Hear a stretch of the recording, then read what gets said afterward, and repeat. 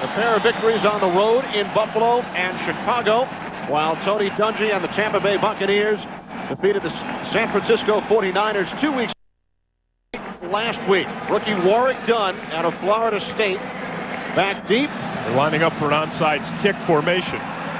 And that is Greg Davis, who had trouble on kickoffs last week. He will kick it off for the Vikings. And the onside kick. Yes, it is more of the conventional kickoff. And here is Dunn from the 11 to the 25-yard line. So another short kickoff by Davis. Good coverage by the Vikings. A return of 14 yards. So the Tampa Bay Buccaneers to the offense. Well, flag thrown. Flag thrown during the kickoff, and it is against Minnesota. And that wouldn't surprise you. When they faked the onside kick, I don't think Davis was even the guy to kick that ball off. They faked the onside kick to draw the defense. Kicking team on the kickoff, 5-yard penalty, re-kick. It was Chris Walsh who approached the football, and then Davis came up for the kick. Mitch Berger is the usual kickoff man, but he's been injured, so this time it's Davis. Yep. They lined up to the left of the formation as we saw it, and then they kicked it back to the right.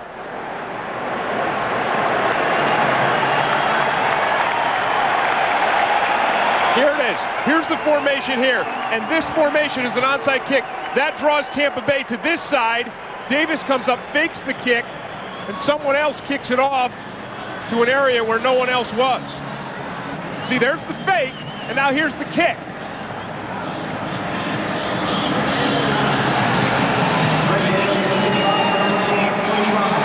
Unconventional is right, and now the Vikings have put themselves back 5 yards, and Greg Davis has had trouble with his kickoff. All right, now here's what they're doing. They're faking the onside with Chris Walsh. And then Davis is the guy making the kick. And this time, the Vikings stay onside. And another short kickoff by Davis, done out across the 35 to the 36-yard line.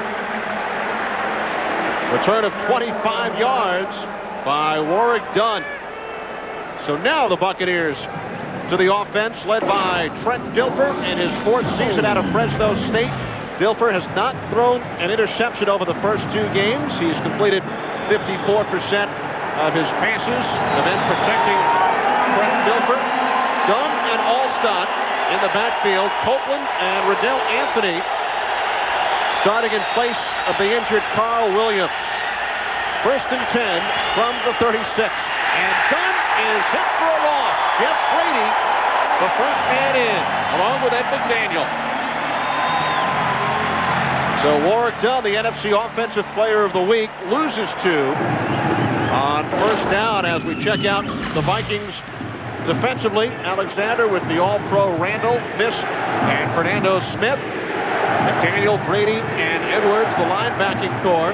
Washington and Fuller on the corners. Thomas and Griffith are the safeties. 2nd down and 12 following the 2-yard loss. The fullback Mike Alstott back to the original line of scrimmage +1, so it'll be 3rd down and 9. The Minnesota Vikings defense is built for speed. It's like a Greyhound defense. They're lean and they're fast, and they're meant to make aggressive plays on 1st down as they did in this series here. Put the other team into a known passing situation where they can focus on that aggressive, fast pass rush. There's Coach Fazio, the defensive coordinator. He's the guy who gambles. He's the guy who takes those high-risk shots, the aggressive blitzing defenses that we saw on 1st down. 3rd and 9. Here comes the blitz. Dilfer over the top, and he has a receiver out at midfield. It's Riddell Anthony, the rookie out of Florida, for a Buccaneers 1st down. This is not what the Vikings wanted to do. What they wanted to do was get immediate pressure on Trent Dilfer and force Dilfer to throw this ball sooner. Whenever you see the receiver breaking to the center of the field, as Riddell Anthony does on this play here, you know that the quarterback has had an inordinate amount of time to hold that ball and find him in the middle. Buccaneers in Vikings territory. Here's Dunn to the 45 before he was upended by Orlando Thomas. It was interesting talking to Mike Shula, the offensive coordinator for Tampa Bay yesterday. And he said, I know that the Vikings are going to bring Robert Griffith, the strong safety, up into the formation, put 8 men against my 7 blockers. But I believe that we can still run the ball. I believe Warrick Dunn, there's Mike Shula, Warrick Dunn can make that 8th man miss. And Mike Allstott can run that 8th man over. Gain of 3 by Dunn. Horace Copeland in motion, 2nd and 7. Dilfer over the top. So Trent Dilfer has completed his first 2 passes. This one to the tight end, Jackie Harris.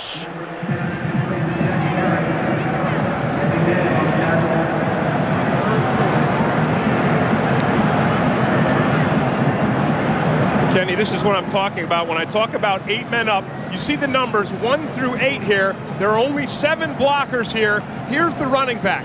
So Mike Shula believes that in an isolation with this 8th man, his running backs can win that match. So now 3rd down and 4. Passing situation for the Buccaneers. That one intended for Horace Copeland. And that's not poised. I mean, that's what Trent Dilfer knew coming into this game he had to do. He knew that he had to settle down and make those 3rd down conversions when the opportunities presented themselves, and on that play, it presented itself. Horace Copeland was wide open in that crossing route. David Palmer back deep for the Vikings. Tommy Barnhart will punt it away for the Buccaneers from his own 45-yard line. Palmer signals for the fair catch inside the 10. So the Vikings will start out from their own 9-yard line when we return to the Metrodome in Minneapolis. NFL Sunday is brought to you by Frost Brewed Coors Light, who reminds you the 3 most important words are, hey, beer, man. By the owners, managers, and crew who proudly call the McDonald's in your neighborhood my McDonald's. By Castrol, official motor oil sponsor of the NFL. And by Doctor's Khaki. Hey, nice fans. Back inside the Metrodome, Vikings to the offense for the first time, led by quarterback Brad Johnson. Minnesota's offense ranked 4th in the National Football League over the first 2 weeks. And the quick out to Chris Carter to the 15-yard line. His first catch of the day, Anthony Parker made the tackle. That's a battle we're going to see all day, Kenny. Brad Johnson, 7 and 3 as a starter over the last 2 seasons. Last week, career highs in completions and yards. Randall McDaniel, the 8-time All-Pro. Scott Dill for the injured David Dixon. Smith and Evans in the backfield. 2nd down and 3. And Johnson now 2 for 2 as the catch is made by Jake Reed. Donnie Abraham made the stop to a first down following the 12-yard pass play from Johnson to Reed. Tampa Bay, terrific defensively over the first 2 weeks. Warren Sapp, one of the up-and-coming stars of the NFL. Artie Nickerson, 2-time Pro Bowler. Parker and Abraham on the corners. Johnson and Lynch are the Buccaneers safeties. First down, and the handoff goes to Robert Smith. Big gain out across the 40 to the 45-yard line, a pickup of 18 yards.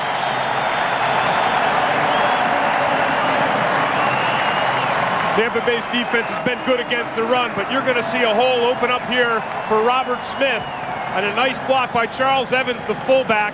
A nice block on the strong safety by the backside tackle, Todd Stussy. When you give Robert Smith an opening, as I said in the open of this game, he is deceptive in his speed. And this is Leroy Horde to the outside. Vikings told us yesterday they hope to get Horde more carries this week. Right, but what they want Leroy Horde to do is send that thing right up the middle. That's where Leroy Horde is at his strongest. He is a big, powerful man. he is most effective when he runs between the tackles. He's the kind of guy, he'll get hit and he'll almost always get a couple yards after that initial hit. He doesn't want to do what he did on that last play, which is start to take it to the outside where this fast Tampa Bay defense can match him with their speed. 3 wide receivers on 2nd down and 9. Johnson fires and a catch is made by Reed inside the Tampa Bay 40.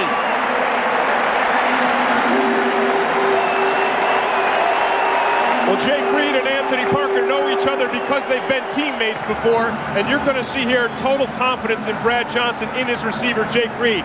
The coverage is there. Parker is not too far over the top, but Brad Johnson just has great confidence in Jake Reed and Chris Carter on the other side. They are going to open up the run game by forcing Tampa Bay to account for the pass. 16 yards on the previous play as Johnson dumps it off to Horde, escapes the first tackle. Finally pulled down at the 34. Reagan Upshaw made the stop after the 5-yard pickup. Right now, the Minnesota Vikings are playing with the mind of the Tampa Bay defense collectively, because you're seeing the pass game to open up the run. You're slowing down the blitz and the pass rush now with a screenplay. Look, turn these guys loose, let them come on a pass play, think they're getting to the quarterback, and then we dump it off to a screen on Leroy Horde. There you see Culpepper at the bottom of the screen. He's being taken off the field right now.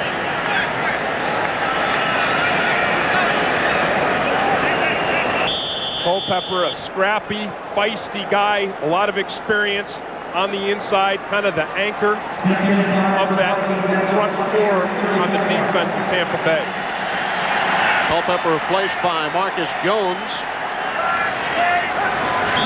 And flags thrown.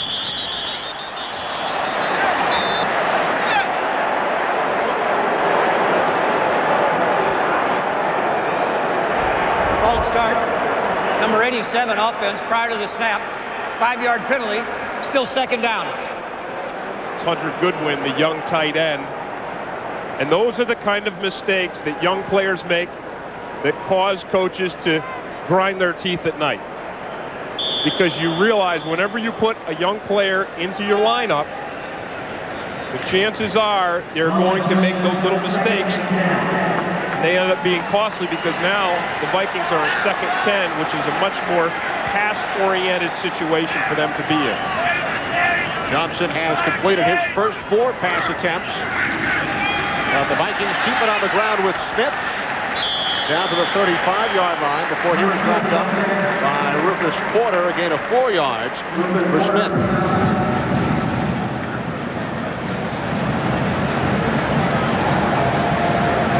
When you're in 2nd 10, what you can do is you can afford to take this man here, your strong safety, and you put him into coverage. Now the Vikings mix it up here and they do run the ball, but again, it's a passing situation. They've got 10 yards to go and only 2 downs to do it in, so they can, Tampa Bay can afford to leave Lynch back in the defensive backfield. 3rd down and 6. Pass intended for Chris Carter. Coverage on the play from Reggie Rusk. First incomplete pass thrown by Johnson. Tony Dungy yesterday said that he was willing to let Brad Johnson throw those underneath passes. He said, I will let Brad Johnson try to beat me by completing those passes. I'm going to make them work their way down the field. Sooner or later, we'll stop them. Mitch Berger, who has missed the last 5 weeks with a hip injury, and Carl Williams, who is also not 100%, falls for the fair catch inside the 10, 26 yards by Berger, as he pins the Buccaneers deep in their own territory.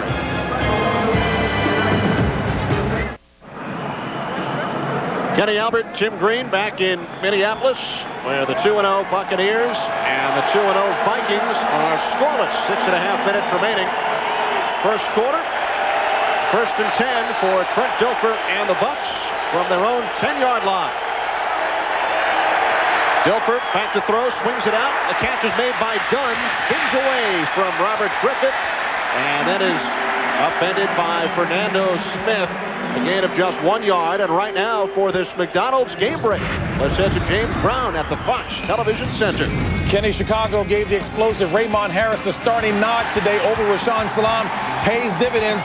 4th touchdown run of the season. That's league leading. Bears on top of the Lions. 7-0 in the first. Back to Kenny Albert. Tim Green. Bears and the Lions, the opponents for these teams last week. Tampa Bay defeating Detroit, while Minnesota defeated Chicago at Soldier Field.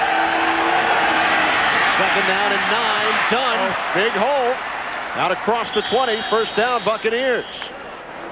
Whenever they give Warrick Dunn space, it's danger. I mean, a red light goes off in everyone's mind on the Minnesota side of the field.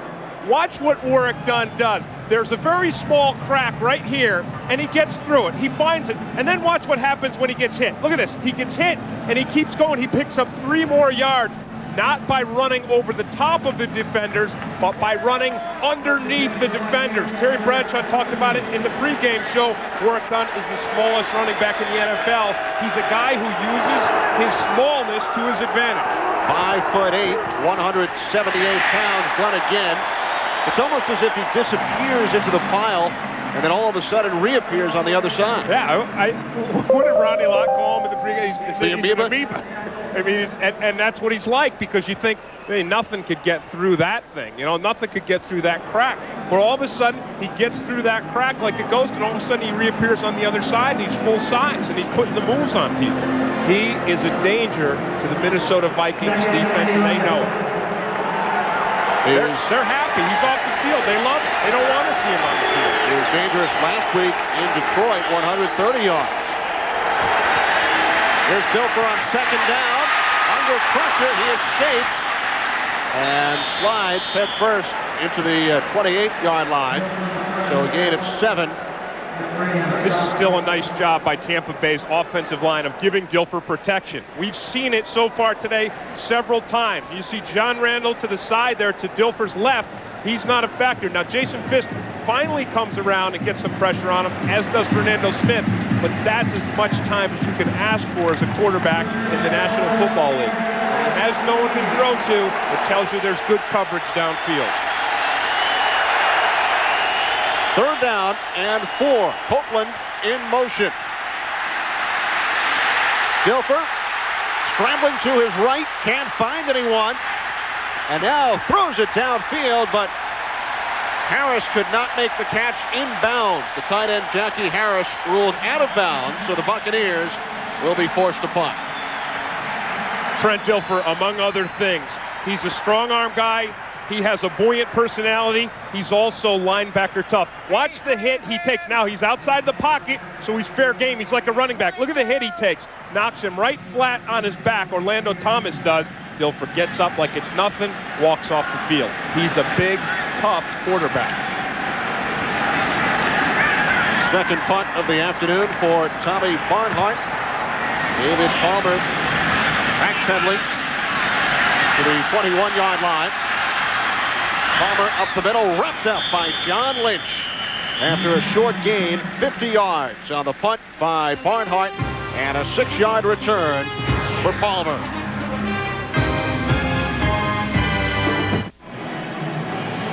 Back in Minneapolis, at stake this afternoon, first place in the NFC Central. Buccaneers and the Vikings both off to 2-0 starts. Vikings made the playoffs last year for the 4th time in 5 years under Dennis Green. And they start out 1st and 10 from their own 29-yard line. Play action. Johnson 4 of 5 so far. Looking downfield, and the catch is made by Jake Reed. What a throw, and what a catch. How about Brad Johnson? People wondered about this young man when he replaced Warren Moon. They can't wonder after they see this play. Watch the protection. Outstanding. Warren Sapp neutralized. Brad Johnson, plenty of time. Jake Reed going against his old teammate, putting a move on him, and then outrunning him. Outrunning Anthony Parker, outrunning Melvin Johnson, and look at the placement of that football. Wow. 56 yards. Fullback Charles Evans, flags thrown. That was, I mean, I don't mean to go back to the last play, but I've got to. That was a long way to throw a ball and drop it into a bucket. And that's what he did. I mean, there was a target the size of a laundry bucket. And Brad Johnson dropped that ball right in there. Well, last week in Chicago, Reed caught a career-high 12 from Johnson. And already here in this first quarter, excuse me, Tim. Illegal use of the hands. Receptions. Defense, hands to the face. 5-yard penalty. First down.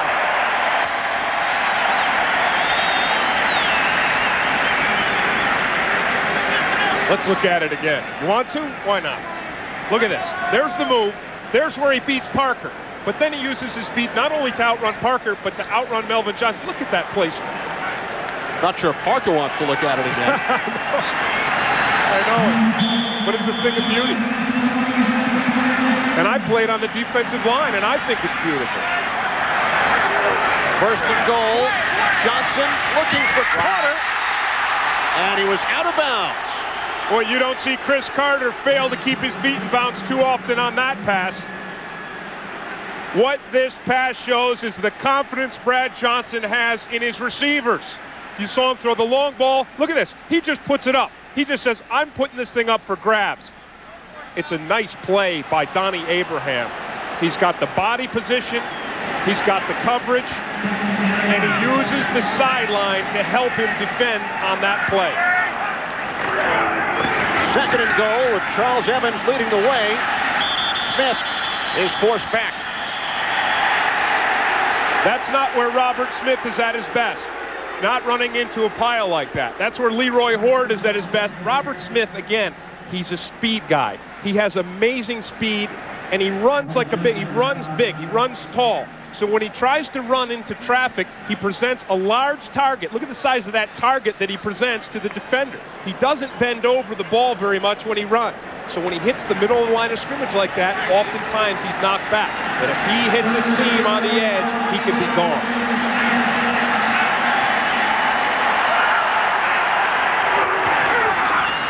Johnson on third down looking for Carter again. This young man right here, Donnie Abraham, is going to be one of the best cornerbacks in the National Football League. He's playing against one of the best in Chris Carter. Watch Carter push off and use his hands. Watch it here, right here. Carter, that's an old wily trick. Watch the push. He shoves him off, but the timing is disrupted too much by Donnie Abraham's excellent body position.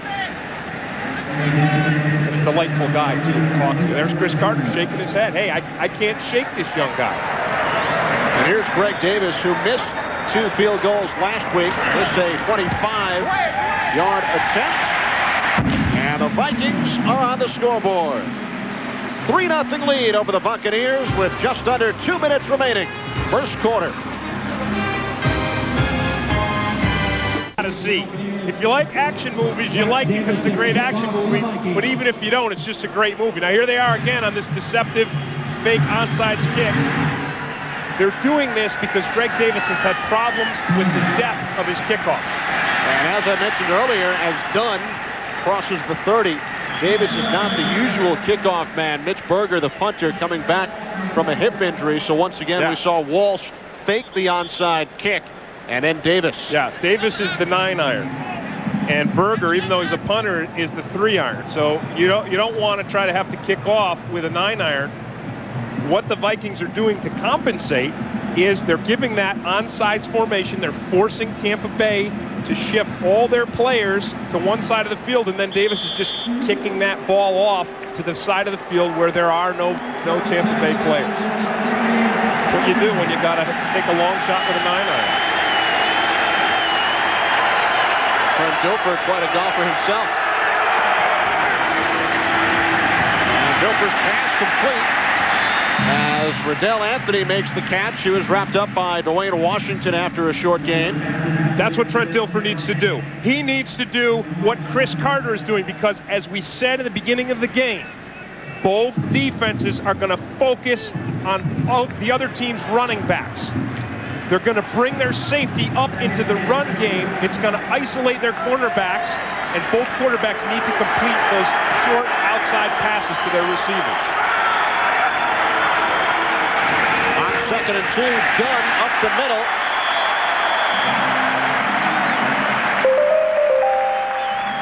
That's nice run defense. You have to understand this about the Minnesota Vikings run defense. They've been maligned because last week in Chicago, they gave up a lot of yards, but most of those yards were on one running play by Raymond Harris that went for over 60 yards. But for that, Coach Fazio says, hey, our run defense really isn't that bad. It's just that sometimes some guy makes a mental mistake. We're aggressive. We're up at the line of scrimmage. They break the seam, and we give up the big one. 4 wide receivers for the Bucs on 3rd and 2. The quick slant, and the catch is made by the tight end, Jackie Harris, who did not have any balls thrown his way last week. He picks up 5 and a Buccaneers first down. That is poise by Trent Dilfer. Tony Dungy has to love when this young guy shows the poise. Watch the heat come immediately off the corner. Right there, right in Dilfer's face. He stays in there, he hangs in there, and he delivers that ball to Jackie Harris for the first down. That is poise. And that will do it for the first quarter from the Metrodome in Minneapolis, with Trent Dilfer and the Buccaneers trailing the Vikings thanks to a 25-yard Greg Davis field goal by the score of 3-0.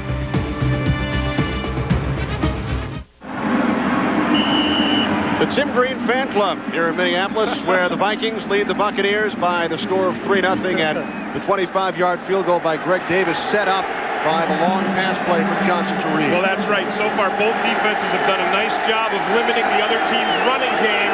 Brad Johnson, though, has won out in this passing game so far, but Trent Dilfer is starting to establish his poise. And Dilfer hits Horace Copeland, who fumbles the football, but it looks as if he was ruled out of bounds by the side judge, Tom Finken. No, I think they're ruling it a catch and then a fumble out of bounds.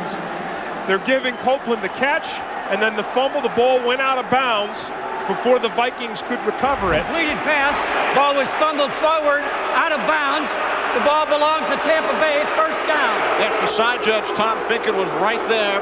Made the call following the 49-yard gain from Dilfer to Copeland. You talk about poise. Watch him hang in there. There's a little bit of rush coming from behind. Look at that ball. There's another nice long ball. Look at the spin on it. It's a perfect spiral. There's the catch, and there's that ball right there. Bounces out of bounds. The ref was right on it. It was an excellent call.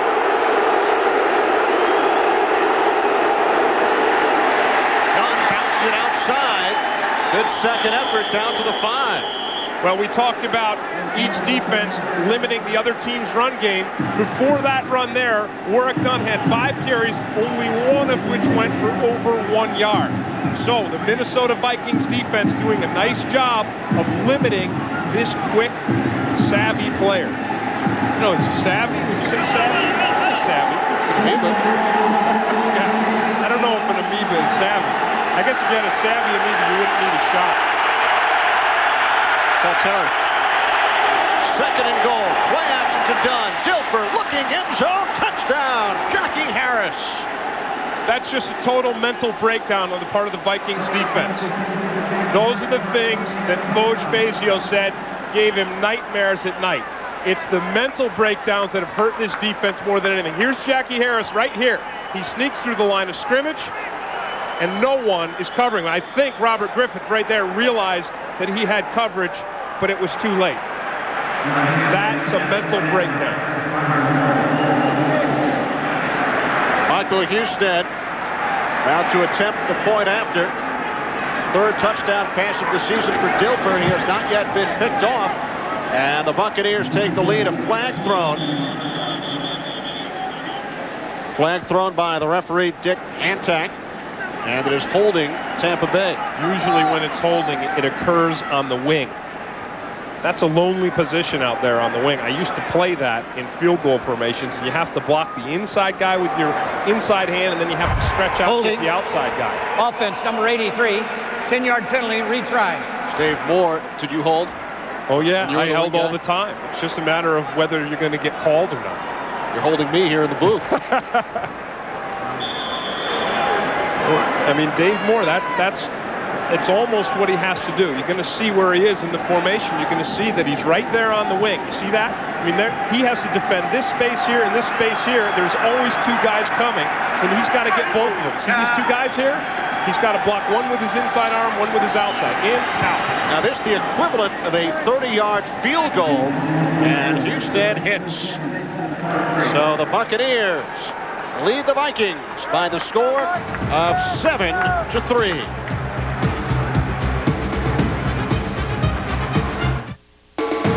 NFL Sunday is brought to you by Ford and your Ford dealer.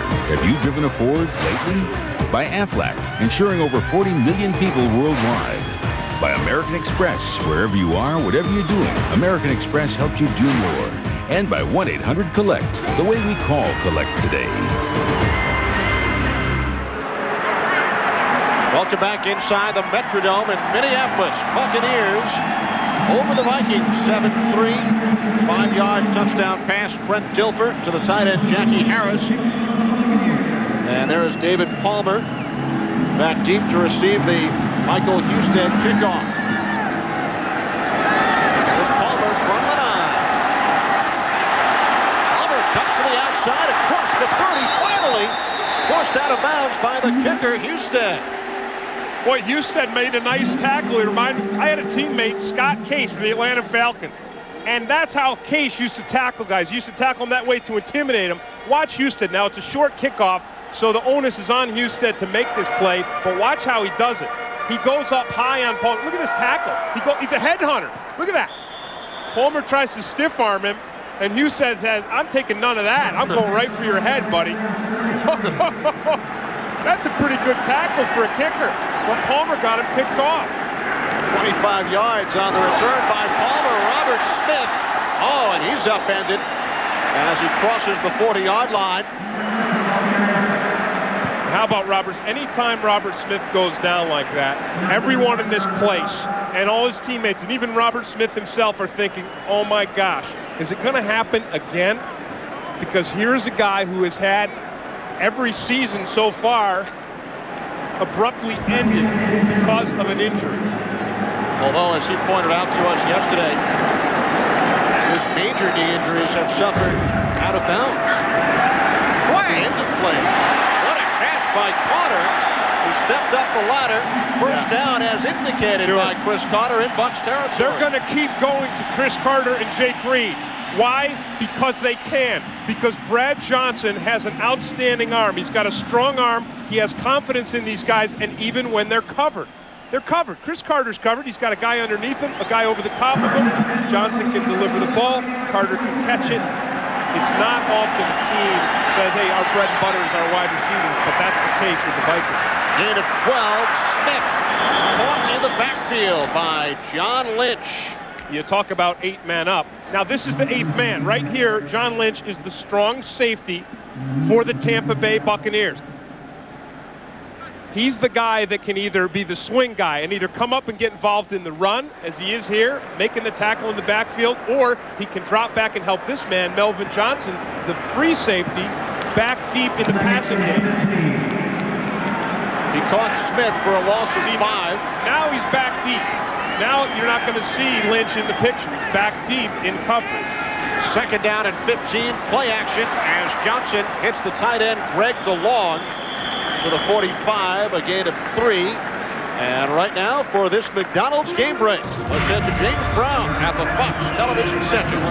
Kenny, take a look. Scott Mitchell on the look, finds Johnny Morton wide open, 16-yard touchdown pass. Seesaw affair taking place at Soldier Field. Lions on top, 10-7. Take it back to Kenny Albert and Tim Green.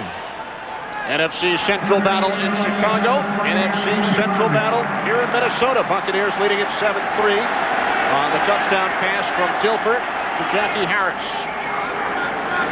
25-yard Greg Davis field goal accounting for the Vikings points. Third down and 8. Johnson over the top. This time Carter could not hang on. That's when Chris Carter does not normally drop. And that hurts the Vikings because, as I said, they rely on Chris Carter. They rely on him to make everything. He's not allowed to be human. He's got to come down here, come into traffic, and make this catch. They rely on him to do it every time, all the time. even though the pass is high. I mean, Brad Johnson has no hesitation with throwing a pass that's a little high, because most receivers might say, oh, we can't get it. Chris Carter is expected to make the hard ones every play. Mitch Berger angles it out of bounds. So the Buccaneers will start from their own 15-yard line following the 30-yard punt by Berger.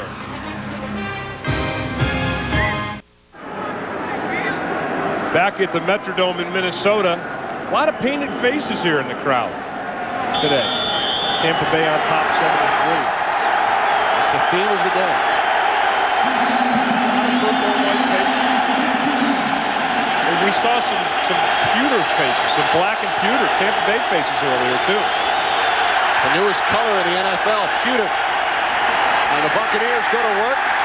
Fullback Mike Allstott, and he was wrapped up by Derek Alexander. You ask, what does it mean to say we're a fast, aggressive defense? This is a fast, aggressive defense. When you have guys shooting gaps, you have linebackers coming up. You see that? Did you see Derek Alexander? He just came immediately to the inside. They're playing defense on the move. That's what you do when you're a little smaller than other teams, but you have outstanding speed and quickness. And that's what these guys have in here. Speed and quickness, if not size. 2nd and 10, 2 tight ends, and the handoff goes to Allstott, bursts his way up the middle for a gain of 8. On the other hand, if you're playing an aggressive defense and guys are hitting holes, sometimes you leave a gap, and that's what happens on this play. They drop back, they make it look like a pass. Watch these linemen set up. They're telling the defensive lineman, hey, this is a pass play. Now the Vikings have committed themselves, they've started to hit their pass lanes, and watch the hole open up for Mike Allstott. Right there. Nice hole. He comes up through, and he is a heavy-legged man. 3rd down and 1.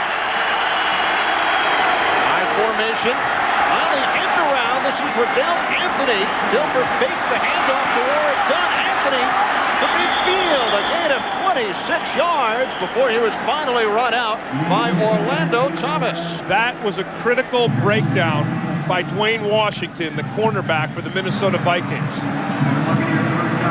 Critical because every defensive player knows from 8 years old on that when a reverse comes at you, you keep it inside. That is a flat rule. You must force Anthony back to the inside. Watch Dwayne Washington right there. He lets him get that corner, and that enables Riddell Anthony to pick up 17, 18, almost 20 more yards than he should have had.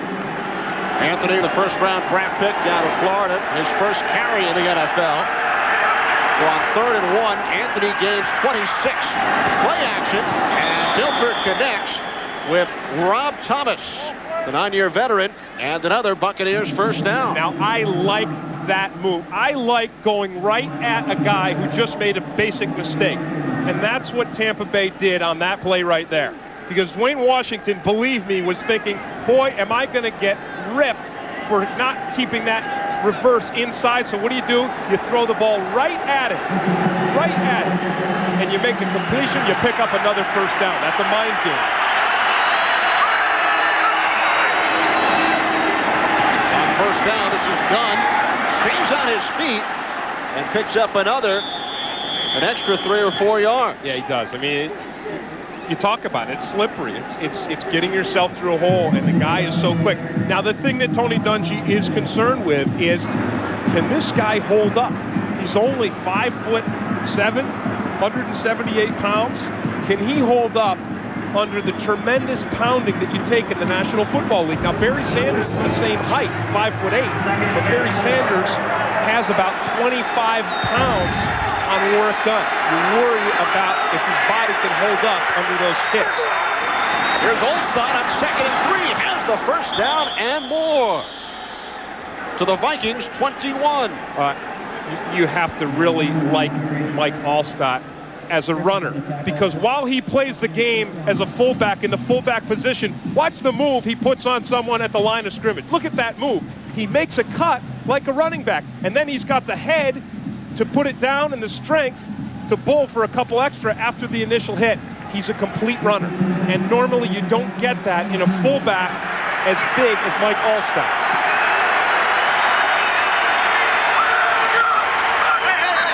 First and 10 for the Buccaneers. Flags thrown.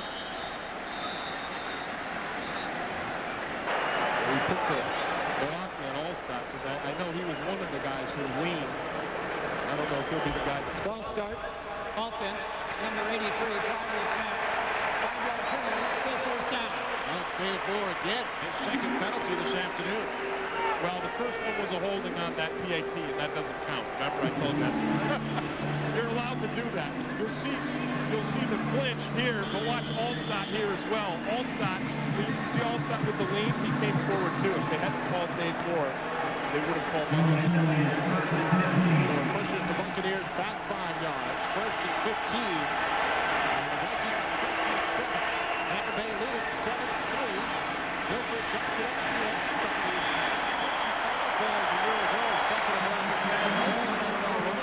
behind only Larry Centers of the Cardinals. That was a nice reaction by Jason Fisk. He's a guy who gets a lot of criticism because he's not Henry Thomas. Well, most guys aren't Henry Thomas. Fisk is a guy who gets in there and slogs it out. He's not unlike Brad Culpepper, Tampa Bay Buccaneers. But he made a nice play on that play right there. He broke up that screen. He reacted well to it and shut the whole thing down by himself. Dilfer has completed his last 6, make it 7 pass attempts. Allstott again inside the 20.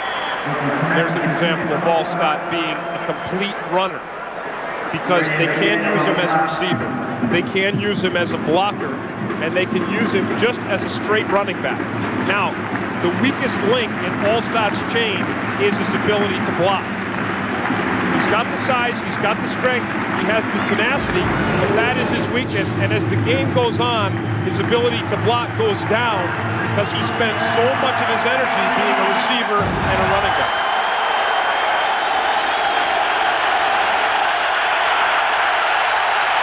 Here's Dilfer on 3rd and 6. Steps up, fires, complete, first down. Rob Thomas inside the Vikings 5. Did you see that protection? That is a great gift to a developing quarterback, that kind of protection. And then Rob Thomas, people don't know. I mean, if you looked at his numbers, you'd say he doesn't even belong in the league. But look at the protection here. The Tampa Bay offensive line does an outstanding job of giving Dilfer time. And then watch Rob Thomas. Look at him right here. He's a crafty guy.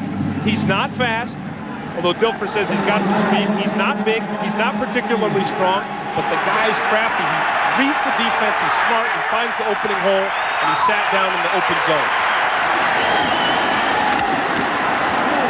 On 1st and goal, Buccaneers keep it on the ground, and a 2-yard pickup for Warwick Dunn. Tremendous first half numbers, Tim, so far for Trent Dilfer. 11 of 13, and he has completed his last 8 pass attempts. And we talked about the quarterbacks having to step up in this game, and we talked about how Brad Johnson really had the advantage over Trent Dilfer because he has more experience, stronger wide receivers, a stronger passing game, a more high-powered offense, but Dilfer has certainly raised himself to the challenge today. 2nd and goal upcoming from the 1, and Dilfer calls timeout.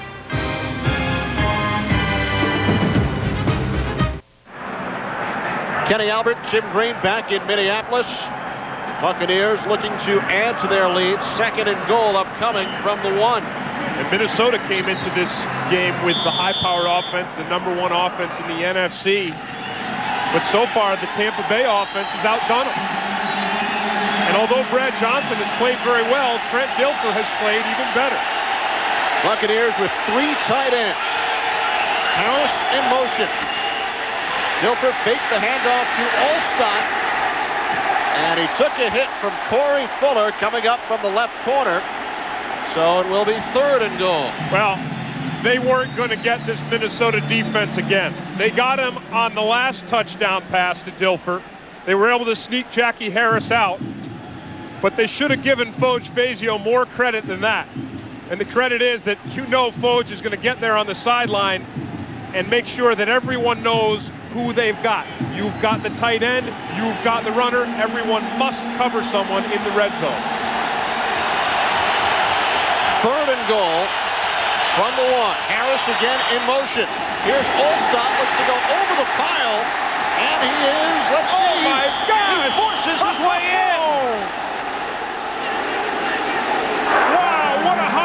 play.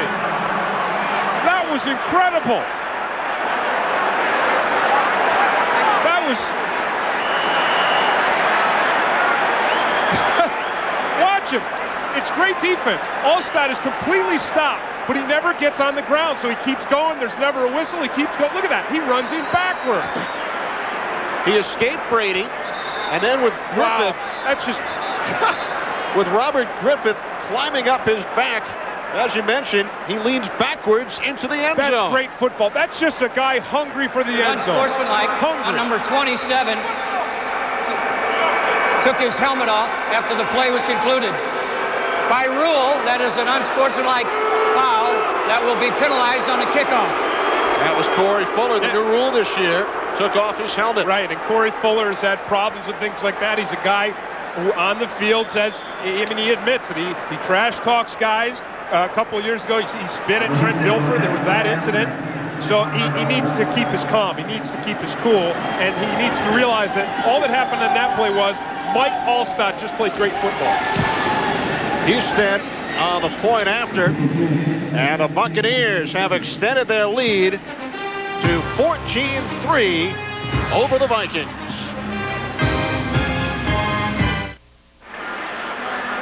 Back inside the Metrodome, Vikings have won 10 consecutive home openers. They began the season with 2 wins on the road, but they find themselves behind 14-3 at the hands of the Tampa Bay Buccaneers. 12-play, 85-yard drive, and the key play, that 26-yard end around, the handoff on 3rd down to Riddell Anthony. Yeah, where Dwayne Washington let Anthony sneak outside, didn't turn him back into the rest of the defense, turned into a 26-yard play, and then the Tampa Bay Buccaneers wisely went right after Dwayne Washington on the next play with a pass to Rob Thomas. And remember, nobody outside the Vikings organization knows the Minnesota defense and their personnel better than Tampa Bay head coach Tony Dungy. And that's obvious with the way the Tampa Bay offensive line has given Trent Dilfer plenty of time to throw the football. And Houston kicks off from the 45 following that unsportsmanlike penalty on Fuller for removing his helmet. So Palmer goes down to one knee in the end zone. Vikings will start from their own 20-yard line. And Tim, our Aflac trivia question for this afternoon. Who was Tony Dungy's special teams coach with the San Francisco 49ers back in 1979? Now, you might say to yourself, well, I mean, what an obscure question, but when you hear the answer, it's a fun question. You'll understand why Kenny asked it. So you do know the answer. I know it. It's a fun one. There's Johnson on 1st down. And an 8-yard reception by the fullback, Charles Evans. Derek Brooks made the stop. So once again, our Aflac trivia question.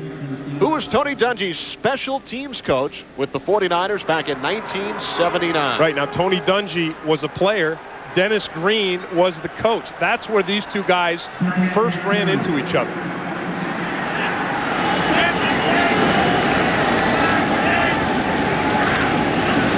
Second down and 2.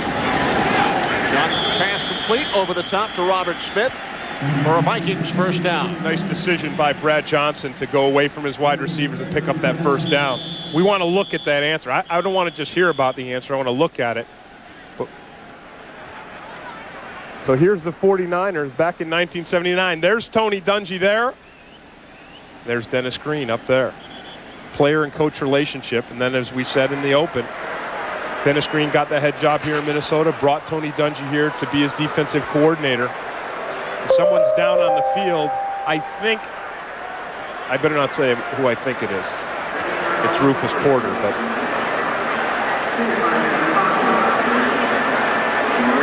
Rufus Porter, the former Seahawk, former Saint. And that's a sign of pain there when your legs are moving around like that. Here's Porter right here, the outside linebacker.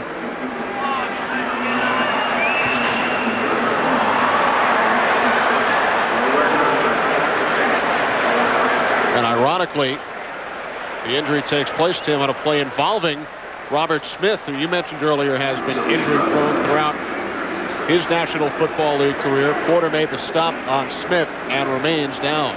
Rufus Porter was a former New Orleans Saint. Tampa Bay picked up via free agency. They don't pick up a lot of free agents in Tampa Bay. They've really relied heavily on the draft and playing young players. You see he's holding his wrist there. Tony Dungy, Rich McKay, they've done an outstanding job of selecting players. They picked up some young defenders, Reagan Upshaw, Marcus Jones last year. They picked up Mike Allstott, who we've seen what an outstanding player he is, and we've seen how well he runs and the determination with which he seeks the goal line. And in the draft this year, they went for the offense with Warrick Dunn and Riddell Anthony in the first round. And those guys have made the Tampa Bay Buccaneers better instantly. So Tony Dungy, it really has found a formula for success. And it was interesting talking with him. He said, you know, Malcolm Glazier is the owner here, and he's a businessman. He's a guy who built his business from the ground up. He used to have a watch shop in upstate New York, and he built it into a multi-million-dollar business. And I think that in business, a 10-year plan is no big deal. So when I came here and said, give me 6 years, a 6-year plan, well, a lot of owners want instant success. Malcolm Glazier was perfectly willing to let me implement a plan and to build a winner and give me 6 years to do it. And that's why Tony Dungy has been able to stick with Trent Dilfer, draft Warrick Dunn, play him right away, play young guys on offense and on defense. Tampa Bay is going to be not only a good team this year, but for many years to come. First down for the Vikings from the 33-yard line as Johnson hits Reed out at the 48, a gain of 15 yards, fourth reception of the day by Reed. I mean, the coverage is there again. Here's Anthony Parker here. He plays off Reed, but he makes a nice break when the ball is thrown. You see it right there? He's right there. He's right there. It's about as good a coverage as you can get. But again, Brad Johnson to Reed and to Carter, they have great confidence and they have great chemistry. On the delay, this is Smith, wrapped up again by John Lynch, moving up from that strong safety spot. Yeah, that's that 8-man front. Whenever you see John Lynch up there, and we've seen him many times today making tackles in the Vikings backfield or at the line of scrimmage, it's because the Tampa Bay Buccaneers are moving him up. They're playing against the run. John Lynch's head coach in college, Dennis Green.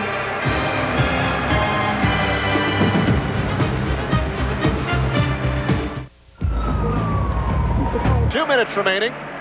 Vikings led after one quarter, but the Buccaneers with 2 touchdowns here in the second quarter have gone on top 14-3. Porter with a sprained shoulder may or may not be back on offense with the Vikings. This is where Brad Johnson is at his best, in a 2-minute drill throwing to his wide receivers.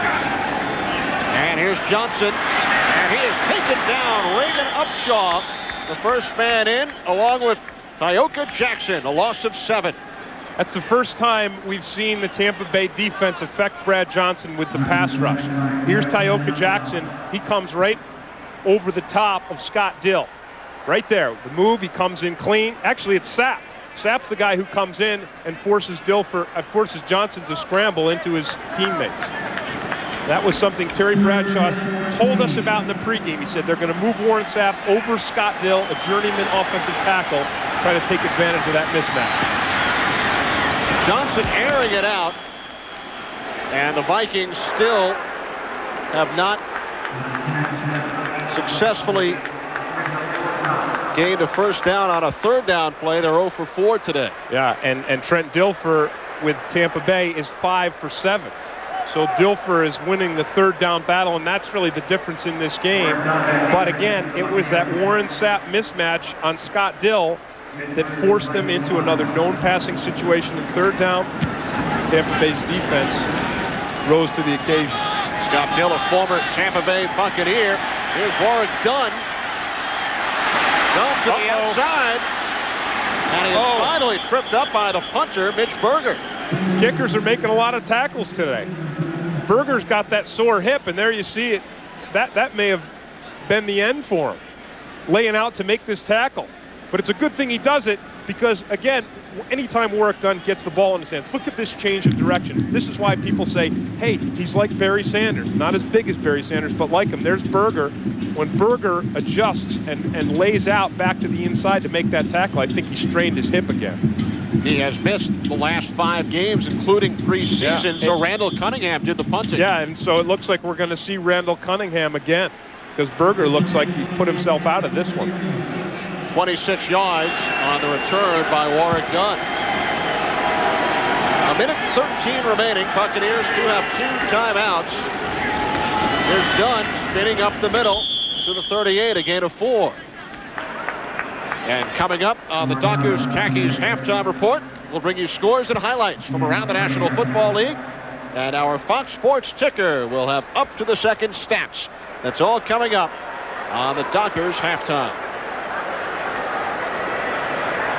And there is Randall Cunningham, who is the backup here in Minnesota to Brad Johnson this season after taking last year off. And as we mentioned, Cunningham has handled the punting chores.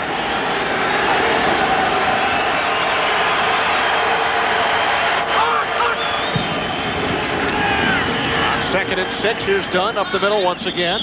Well, as Tampa Bay runs the clock out here. He keeps on going. Yeah, he doesn't think he was down.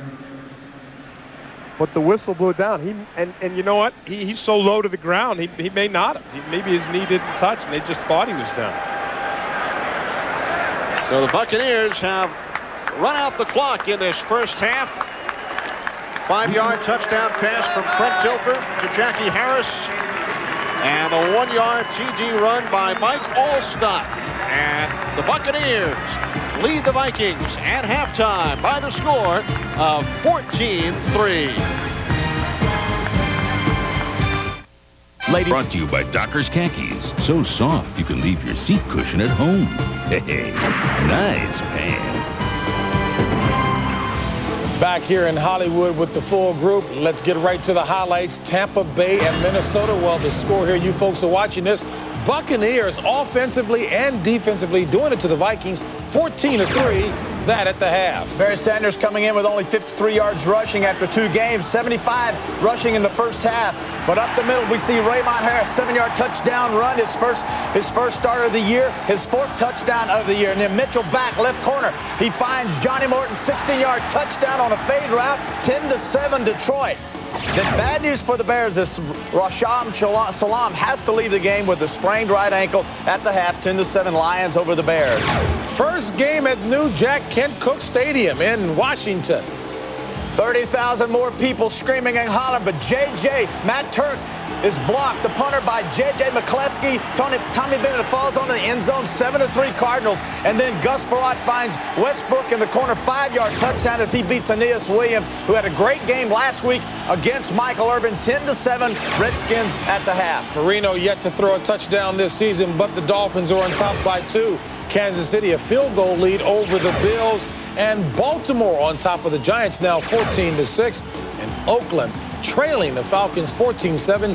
Jeff George back there. Well, you talk about the Buccaneers. I said how are you doing it offensively and defensively. Take your pick.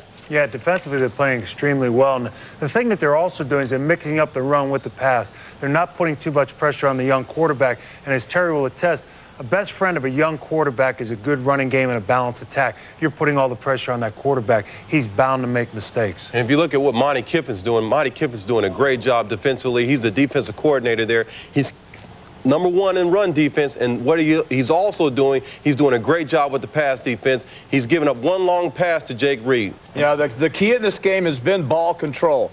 And the fact that Tampa Bay has been able to run the football, Allstott's 3-yard touchdown run was the thing of beauty. But the key is 3rd down conversions. Tampa Bay coming into this game, one of the leaders in the league in converting on 3rd down, 5 of 7 in the first half. It keeps drives alive. Dilfer, once again, no turnovers. Great play action, getting the ball out to Harris for touchdown. Don't let Carter creep back in this game in the second half. I didn't say anything about Tampa Bay at the beginning of the game, did I? I didn't say that, did I? I'll pat you on the back. Thank you very much. All right, folks, we're going to take you back to the second half of your game in just a moment with a reminder. Second half of our doubleheader highlights St. Louis at Denver, and you see the other games there. Dockers halftime continues after this. Time lead for the Tampa Bay Buccaneers over the Minnesota Vikings in the Vikings 1997 home opener here at the Metrodome. Welcome back to Fox NFL Sunday. I'm Kenny Albert with Tim Green. Tim, we spoke with Buccaneers quarterback Trent Dilfer last night. and he told us in the 2 games against Minnesota last year, he was not poised. Well, he's certainly poised here today. At one point, completed 8 consecutive passes. Right, and he was concerned about the crowd and the noise and the hostile environment, and he felt that he was going to be the key to today's game. We felt he was going to be the key to today's game because we knew both defenses were going to focus heavily on the run. And when defenses focus on the run, it means the quarterback has to step up and complete the passes.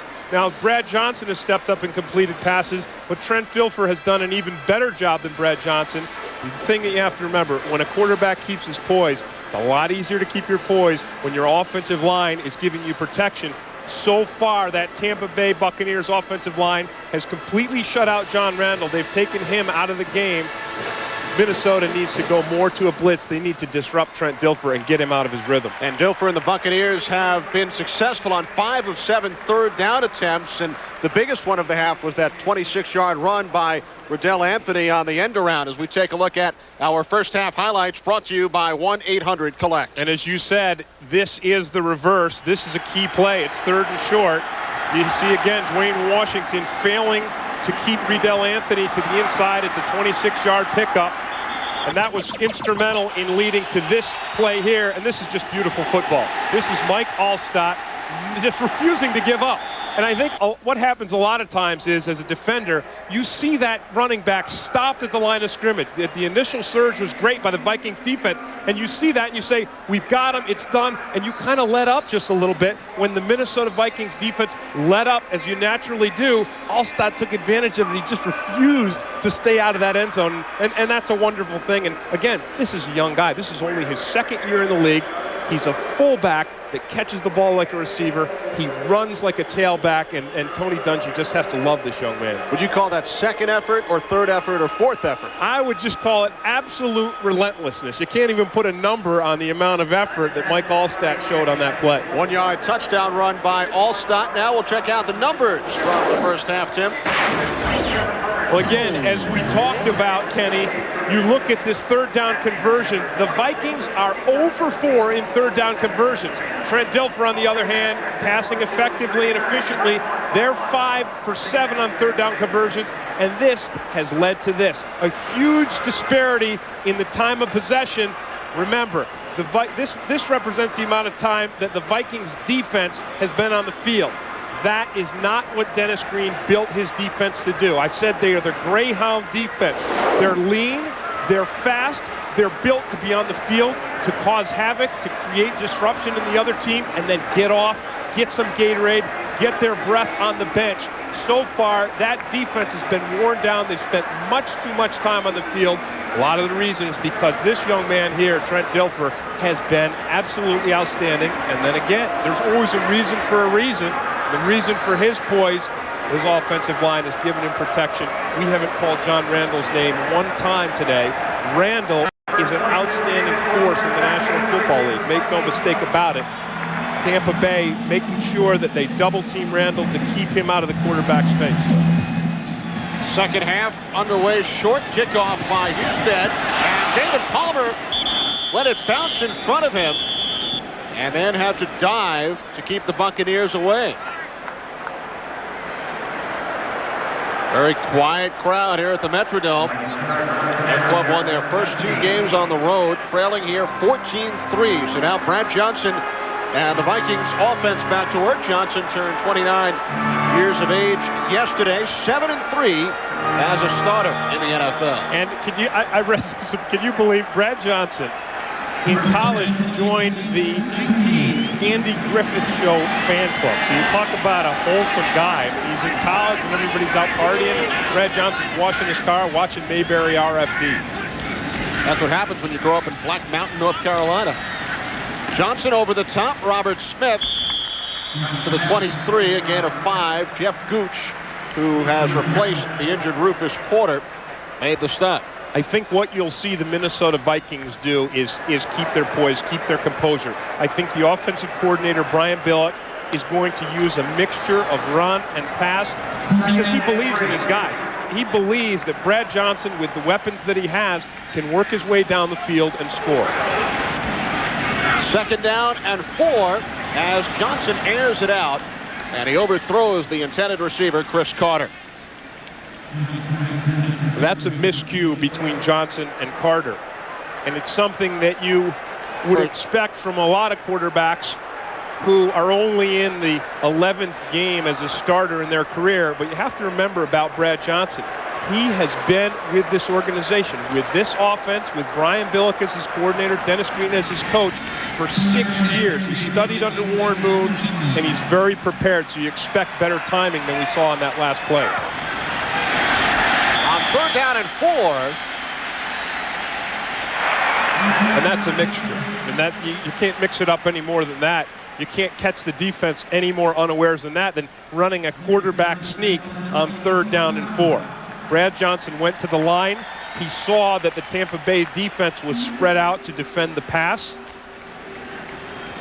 He gave that Jeff Christie, his center, a little tap underneath his bottom, and away he went. And that is the first 3rd down conversion this afternoon by the Vikings. Johnson swings it out to the fullback, Charles Evans, and he was upended by the left corner, Donnie Abraham.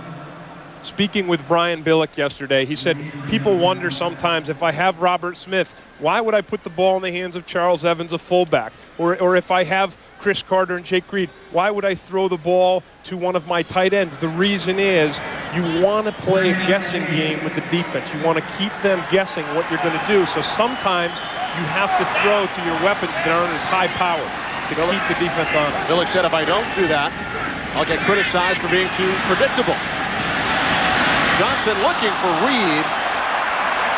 Reed collided with Melvin Johnson out of bounds, so it will be 3rd down. And some kind of hit Melvin Johnson gave him. Again, this is not good timing. This is not good coordination between Brad Johnson and his receiver. This ball is really uncatchable. It's too far out of bounds. There's no way Jake Reed can catch that thing.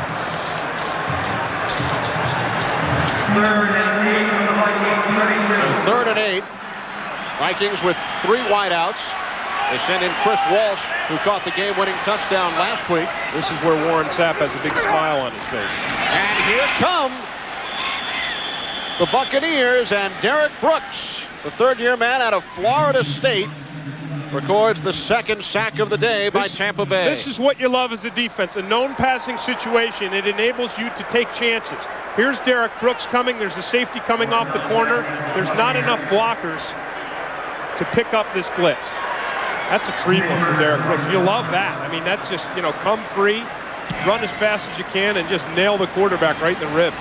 And Mitch Berger, who was shaken up earlier, aggravated that hip injury, does punt the ball for the Vikings here in the 2nd half, despite limping off late in the 2nd quarter. 50-yard punt, only a 1-yard return by Dunn.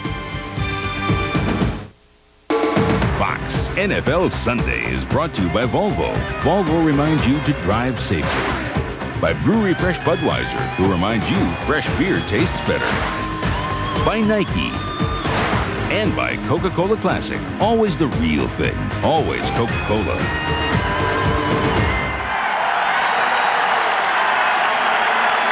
Kenny Albert, Jim Green in Minneapolis. Buccaneers take over on their own 28-yard line. Leading 14-3. Here's Allstott up the middle. Picks up 1 on the play. Jeff Brady, the former Tampa Bay Buccaneer, made the stop. Tampa Bay really is in a luxurious position in that they're away from home. They've got an 11-point lead, and they've taken the crowd out of the game. That's exactly what you want to do. That's exactly what they did last week. Tony Dungy's team did the same thing up in Detroit. They took the crowd out of the game and enabled Trent Dilfer to make the calls he wants to make.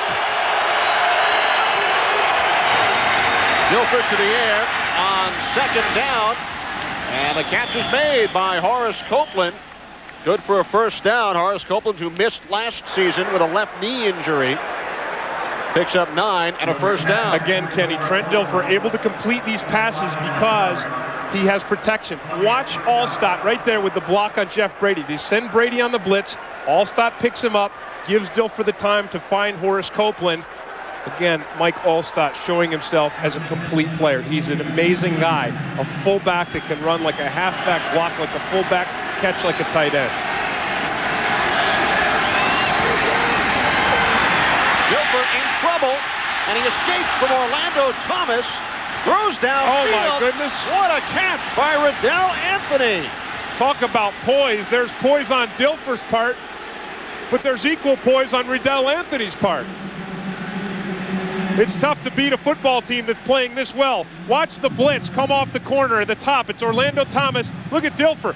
I told you he has linebacker strength. He just shakes Orlando Thomas like he's not there, and then watch Riddell Anthony. There's good coverage by Dwayne Washington. It's right there. Watch him fight for this ball. Look at that.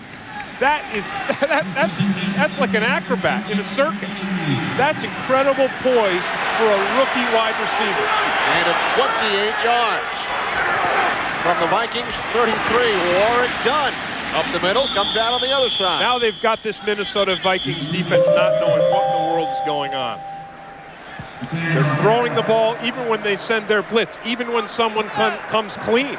They tried to blitz with Brady, Allstott picked it up. Boach blitzed Orlando Thomas in the next play. Orlando Thomas misses him. He gets shaken by a quarterback and then completes a big one. Now they're running Warwick Dunn right up the middle. They don't know what's coming at them. Second down and 4.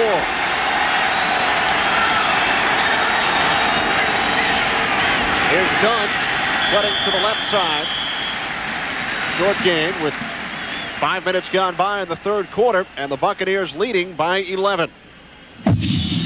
Again, the concern with Warwick Dunn is his size. Can he handle the pounding? And you look at here, he's run the ball out of his 12 carries. 10 of them have been right up the gut, but he hasn't done bad. I mean, 39 yards, 3.9 yards a carry, and we've yet to see him break the big one. That's what Warwick Dunn can do.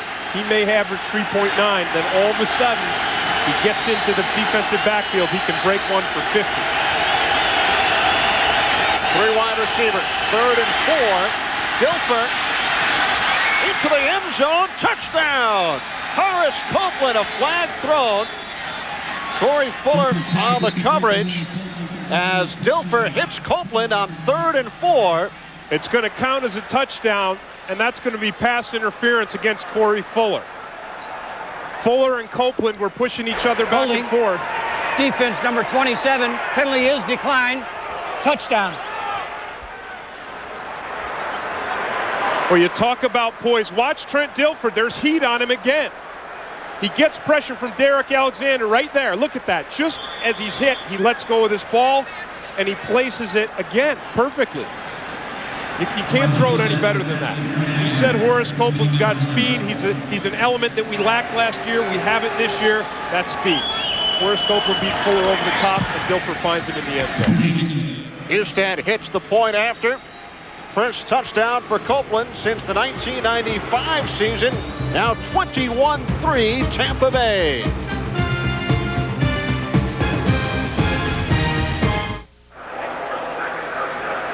The Tampa Bay Buccaneers looking to make it 3-0 on the season, leading the Minnesota Vikings 21-3. A 27-yard touchdown strike from Trent Dilfer to Horace Copeland just moments ago. Here's Palmer. Palmer cut down just inside the 20-yard line. Tyrone Leggett made the stop following the 20-yard return. The encouraging thing about that scoring drive, 6 plays, you see there 72 yards, is that Riddell Anthony again had a key play. He had that key catch when Dilfer beat the blitz, shook off Orlando Thomas. He found Riddell Anthony. Again, this guy here, he's a rookie. He's a rookie who's already showing outstanding production in Tampa Bay's offense. That's why Tampa Bay is going to continue to get better and better. There's Robert Smith on first down. Big gain. Spins across the 30 to the 34. Pickup of 15 yards. But this is almost what you have to expect, because you have to understand that now Tampa Bay's focus is going to be to shut down the passing game. There's John Lynch, the safety. He's out. He's thinking pass. You see him backing up there. He backs up. without that extra man in there, that gives Robert Smith some room, and Smith is always dangerous when he has some room through the line of scrimmage. Again, a big guy with deceptive speed. Here's Smith again. Across the 45, another Vikings first down. You might say to yourself, we'll just sit back and defend the pass, but with Robert Smith and the kind of weapon that he is, he can make runs that are almost as big as pass plays. I mean, over 10 yards on the last 2 runs alone. You see his average there, but over the last 2, he's been outstanding. It's as good as a pass play. Change of pace. Leroy Horde caught in the backfield. The interesting thing about Robert Smith is his intellect. He's known as being a very intellectual guy. I put together a little book on him, some interesting facts. Now, he's a guy who likes military history, military historian. He also enjoys astrophysics, but they seem incongruous when you know that he also never misses The Simpsons. So while he's certainly an intelligent guy, he's also kind of a down-to-earth guy. Johnson to Reed. And a Vikings first down in Buccaneers territory. 20 yards. One thing anyone who knows Brad Johnson knows is that he will stay poised. You see it in his face. You see how he's relaxed. He wasn't connecting with Jake Reed or Chris Carter on the last series, but he goes right back to them. And here's Jake Reed right between the coverage. It's a delicate, it's a precision pass Johnson has to throw, and he does it. Here's Smith. Getting back to Robert Smith. As a big fan of The Simpsons, so are you telling me that his remote is programmed to Fox? Oh! Yeah. Obviously, Tim Green, a big Simpsons fan as well. And look, players love Fox. I mean, you got Robert Smith, one of the more intellectual guys. He's watching The Simpsons. Warwick Dunn says he watches Martin every night. I know everybody's going to go home tonight and watch True Lies.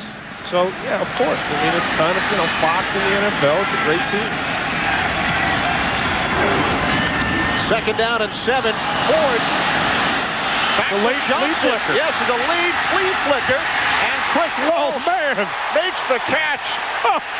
Ford fakes the toss back to Johnson, and then as he was bottled up, did in fact toss the ball back to Johnson.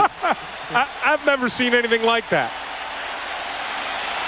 And we thought it was an unusual play when they faked the onside kick.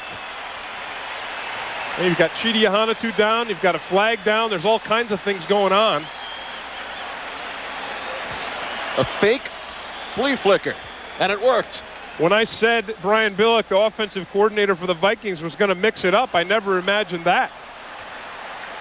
And with Chidi Ahanatu down on the field, we'll return to the Metrodome in a moment.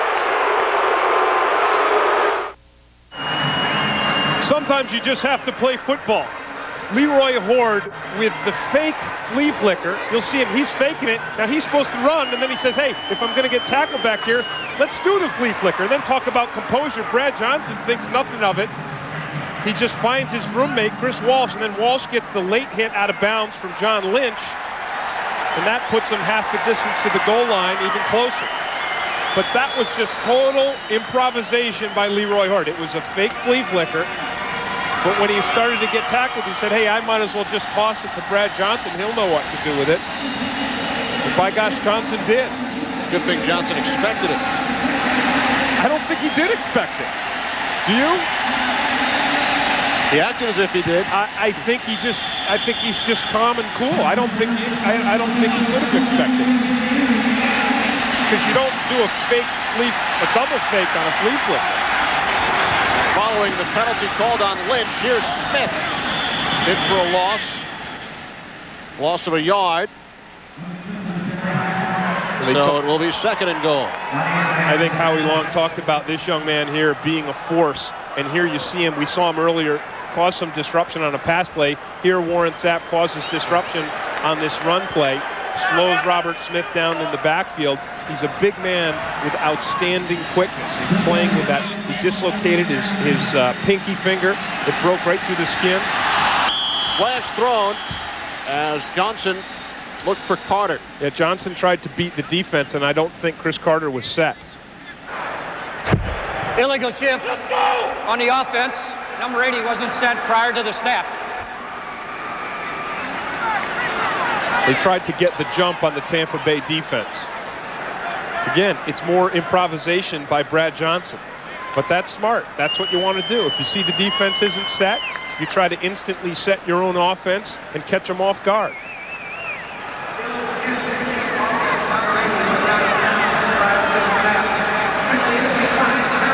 Buccaneers decline the penalty, so that leads to a 3rd down and goal.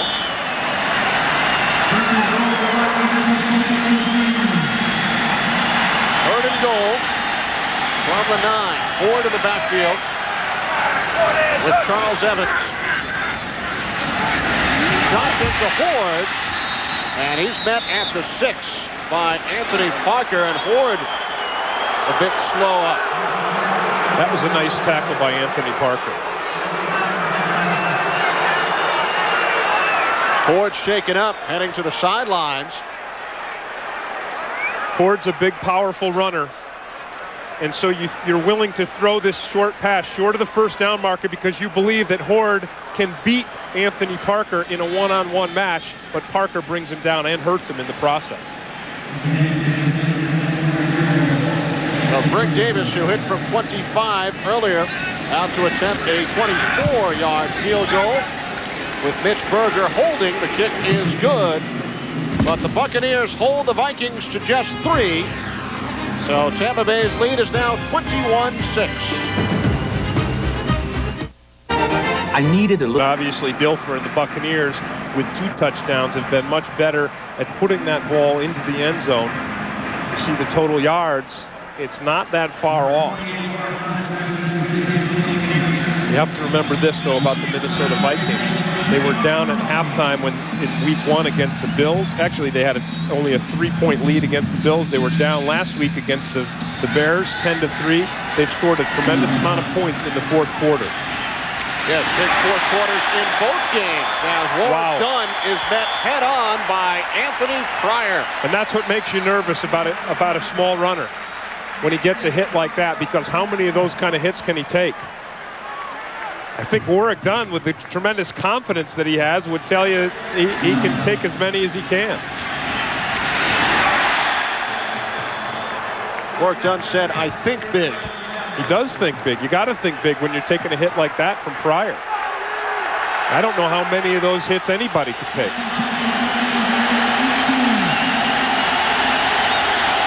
Buccaneers head to work from their own 18-yard line, leading 21-6 as the quick slant is complete. Catch made by Riddell Anthony for a gain of 6. Dilfer's beating the blitz again. Well, Tim, coming up next on our Fox NFL Sunday doubleheader, most of you will see the St. Louis Rams take on the Denver Broncos, plus other regional action. So don't miss more exciting NFL football coming up right here on Fox. And the Rams are a young team with a potent offense where anything can happen. Although it is certainly tough to go in there and play at Mile High Stadium. 2nd down and 3. Dunn close to the 1st down. Tackle made by Orlando Thomas. One of the things Tony Dungy wants to see in his team, he said he wants to see a development of a killer instinct. He's got a lot of young players. We've seen Riddell Anthony, what he's done, Warwick Dunn. Tony Dungy bringing along some young offensive linemen, skill players, sticking with Trent Dilfer. He says when we get ahead, the great teams, and we're not a great team yet, but the great teams have a killer instinct where they just keep hammering even when they have the lead. Here's Dunn up the middle. Escaped the first tackle attempt by Robert Griffith.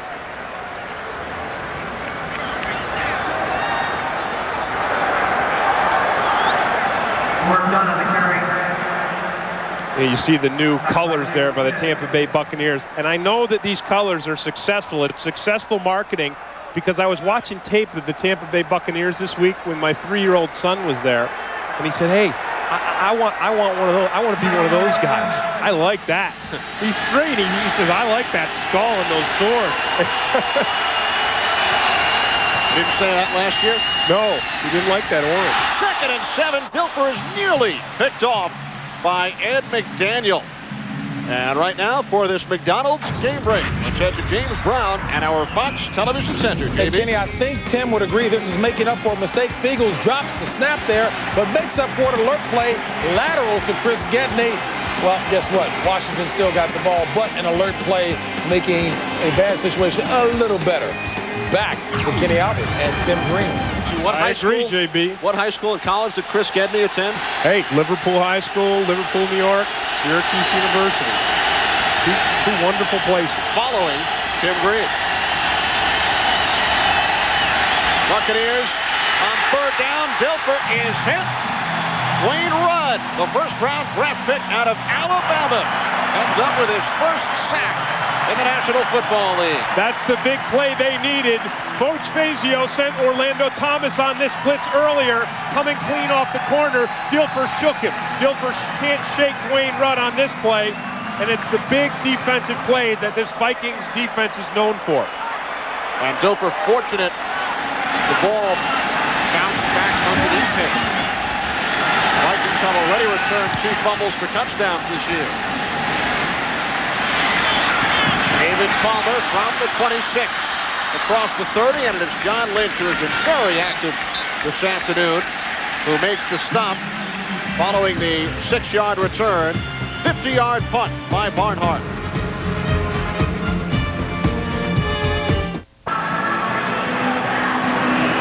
Boy, he looks like a Viking. Oh yeah, that's what a fan does. You put on a hat, but he didn't paint his face. Well, perhaps they will paint their face down in Florida when the Mets travel to Florida. Take on the Marlins. Fox Saturday Baseball. Coverage begins 1/2 hour before game time within the zone. Check local listings for the game and time in your area. Johnson swings it out, and the catch is made by Robert Smith, forced out of bounds after a gain of 5. And what you're going to see now from the Minnesota Vikings offense is composure. You know that they're composed because they had a 75-yard drive on the last series. Dennis Green didn't panic. He didn't say, all right, we've got to go for the touchdown on 4th down. He said, all right, we'll kick a field goal because I know what my offense can do, especially in the 4th quarter. We can afford to run. We can afford to mix in the pass. We can work our way down. We have plenty of time. 2nd and 4 off the fingertips of the tight end, Hunter Goodwin. That hurts. I mean, Hunter Goodwin is in there because he's a big 280-pound guy. He's an outstanding blocker as a tight end, but you have to do more than that in the National Football League. You have to be able to turn around, and the tough thing is Brad Johnson has such a fast ball that you turn around, you don't get to watch it leave his hand. You turn around, and there it is. You have to have incredibly quick reflexes to catch that ball. Vikings only 1 for 7 on 3rd down. Make it 2 for 8 as Jake Reed slips through the coverage into Buccaneers territory. And had some words with Warren Sapp. Yeah, but it's almost pretty to watch how Jake Reed takes that big body and just goes right into the center of the field, right into traffic, stretches out to make a catch. It's a beautiful thing that the Vikings have, to have a guy that big. They've thrown the ball 7 times to him. He's caught 6 of them. He caught 12 last week. Johnson airing it out, looking for Reed. Out of bounds, picked off out of bounds by the former Viking, Anthony Parker. Anthony Parker has had a good day today. Even though Jake Reed has caught a number of balls, he hasn't gotten beat deep for the touchdown. We've seen him involved coming up on the run play. He stopped Leroy Horde on that last play. And here he is here. And his instructions, Tony Dungy's instructions to Anthony Parker today were, don't get beat deep. And there you see him staying over the top, between Jake Reed and the goal line, willing to accept that Jake Reed may catch 6 or 7 balls or 10 balls, but we kept him out of the end zone. 2nd down and 10. 3 wide receivers. Johnson chased by Sapp. Throws downfield, and good coverage there by Donnie Abraham. The intended receiver was Chris Carter, and Carter looking for a flag. And there's a young man, Donnie Abraham, that doesn't care. He doesn't care that Chris Carter is an all-pro and a mainstay in the NFL, because when the ball goes up, he knows it belongs to him just as much as it belongs to Chris Carter. And again, you see him playing over the top. He gets beat a little bit by Carter, but watch this. See that ball go up? Donnie Abraham doesn't care who it is. He believes it belongs to him. There you see that Brad Johnson has thrown at these guys, and they've done a pretty good job of defending. Johnson pump fakes on third down, swings it out to Carter, has the first down, lost the football, and the Buccaneers have recovered. John Lynch recovers the fumble by Chris Carter. And that's what happens when you run to the ball all the time. That's what John Lynch does. We saw him up in the line of scrimmage making tackles in the run play. We've seen him making tackles in special teams. And when you run to the ball, good things happen. It's a nice play between Johnson. He dodges the rush. He finds Chris Carter. Jeff Gooch got a hand in there. Gooch forces the fumble, and there's John Lynch right there. He's right there because, Lynch is coming to make a tackle. He's coming to hit someone. But whenever you run to the ball, if it pops out, you get a chance for fumble recovery. If someone misses a tackle, you get a chance to clean up. The Buccaneers back to the offense from their own 35-yard line. Mike Alstott. Well, Brad Johnson called John Lynch the key to the Buccaneers defense, and it was Lynch who recovered Carter's fumble. Carter picked up the first down, a gain of 13, and then he lost the handle as time winds down. In this third quarter, the Tampa Bay Buccaneers, who won only one road game last year, visited Detroit last week. They were victorious, looking to do it again in Minnesota. 3 quarters complete, 21-6, Tampa Bay. For the Tampa Bay Buccaneers as we get set for the start of quarter number 4 here at the Metrodome. Kenny Albert with Tim Green. Tim, what do you look for here in the fourth quarter? Well, I look for the Tampa Bay Buccaneers to try to continue to run out the clock. They've got the lead. Now they need to show that killer instinct that Tony Dungy says his team needs to take it to the next level. Flags thrown on 2nd and 8 as Dunn is tripped up by Ed McDaniel. And countering Tampa Bay's trying to control the clock and run it out, you expect the Minnesota Vikings defense to get very aggressive, very risky, and try to create a turnover, try to stop Tampa Bay in their tracks. Offside, defense number 94, 5-yard penalty, repeat the down, 2nd down. Tony Williams, 5th-round draft pick out of Memphis State, the guilty Viking.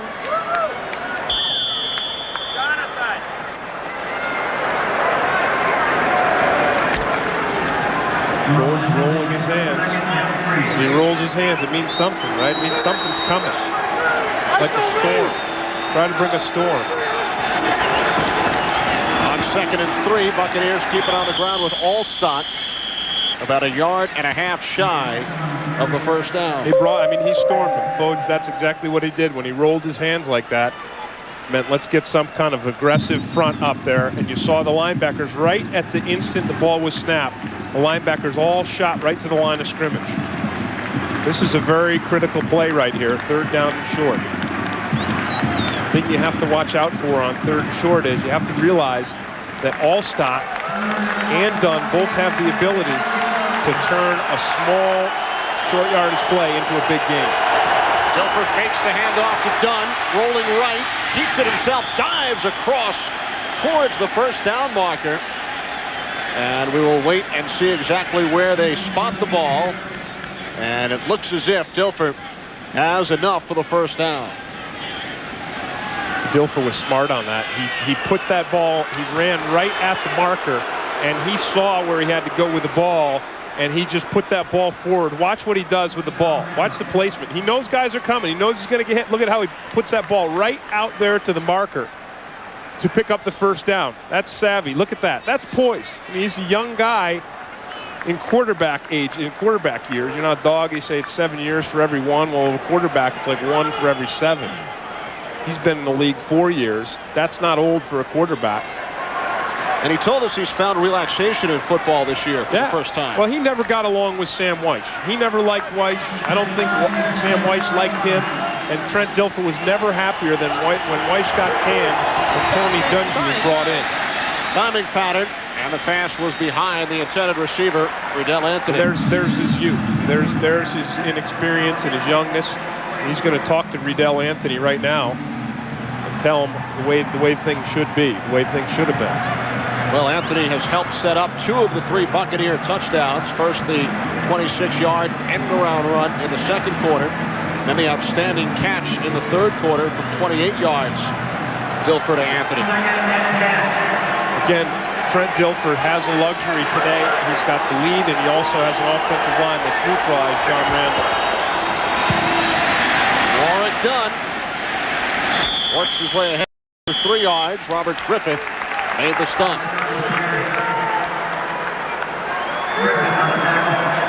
Now every third down play becomes 3 times as important because the clock is running down.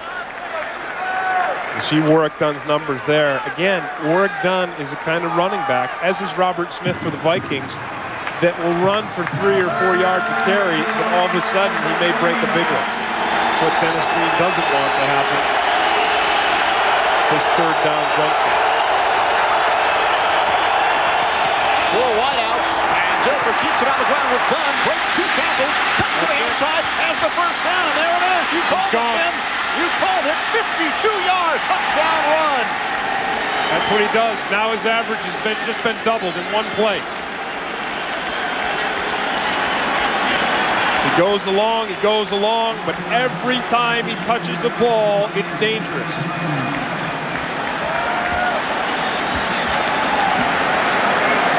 And those are the breakdowns that have typified this Minnesota Vikings defense even early on. Fernando Smith has him in the backfield. And then look at that. It's just pure speed. He's got it. He's got the moves. He's got the speed. He's a young, quiet, humble young man. Look at that. 6.3. He just doubled his average with 1 play. He doubled his running average. And he is also over the 100-yard mark for the 2nd consecutive week. A 52-yard touchdown scamper by Warwick Dunn. Michael Houston adds the extra point. It is now 28-6 Buccaneers.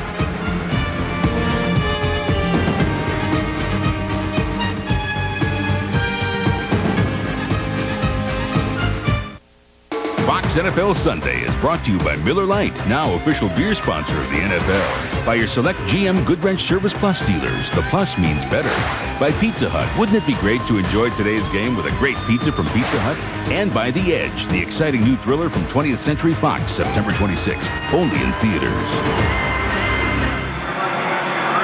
When Tony Dungy first met Warwick Dunn, he said, "What's the best thing you do?" Warwick said, "The best thing I do," after a long pause, "the best thing I do is score touchdowns." And he's right. He's right. Tony Dungy loved his confidence. But you know what, Kenny? For every great run, there's a great block. There's a lineman, this time Gruber, working on John Randall, one of the best in the business, and look how he seals him out. He seals out John Randall, keeps his hands, and then puts Randall into the turf. That's an outstanding job. It's a great block, and it's a great run. And Fernando Smith seemed to have Dunn wrapped up at the same time. Yeah, but that's what Ronnie Lott was talking about in the pregame show. When he said Warwick Dunn's like an amoeba. I mean, he gets small, and you think you got him, and then squish, you know? He shoots out the side. 12 minutes, 20 seconds remaining. Vikings trailing 28-6. Johnson in trouble, and he is taken down by the combination of Chidi Ahanotu, who sprained his ankle earlier, along with Reagan Upshaw. And now these guys just get to go to town. The thing that Tony Dungy talked about with Reagan Upshaw was his motor. He said, hey, he's not the greatest athlete in the world, but he's got a motor. He never stops going to the quarterback. And there's Chidi Ahanotu. He's the same thing. Ahanotu and Reagan Upshaw teaming up for that sack. This is when you have fun as a defensive lineman. You know the other team has to pass. They have to pass if they want to win. It's time to get sacks. 3 Buccaneer sacks today. Flags thrown as Johnson hits Charles Evans. but movement on the line. But that's what you can do. I mean, Chidi Hanatu cheated. He tried to jump the snap. You can do it, though. You can afford to do it because with second down and 21, a 5-yard penalty doesn't matter. Offside. Defense number 72, 5-yard penalty. Repeat the down, second down. It just, you don't care if you're Chidi Hanatu. You want to get a sack. You want to bolster your sack total because in the NFL, that not only will get you to the Pro Bowl, that will put money in the bank. That is how you make a name as an NFL player, as a defensive lineman, by getting sacks. That's how you make money, too. I will tell you, it's a double-digit sack total means millions of dollars. And who wouldn't want a couple $1 billion? Johnson swings it out again. This time it's Robert Smith. Hit shy of the 20-yard line by Derek Brooks. And right now for a McDonald's game break. Let's head back to James Brown at the Fox Television Center. Kenny and Tim, key play for Detroit here in their touchdown drive. That 18-yard pass play from Scott Mitchell to Herman Moore sets up a 1-yard Tommy Vardell run. It is now 23-7. Let's take it back. Kenny and Tim. And you know what Herman Moore reminds me of? It reminds me of how Donnie Abraham, the cornerback of the Tampa Bay Buccaneers, right down here, did an outstanding job against Herman Moore last week, and he's done an outstanding job against Chris Carter this week.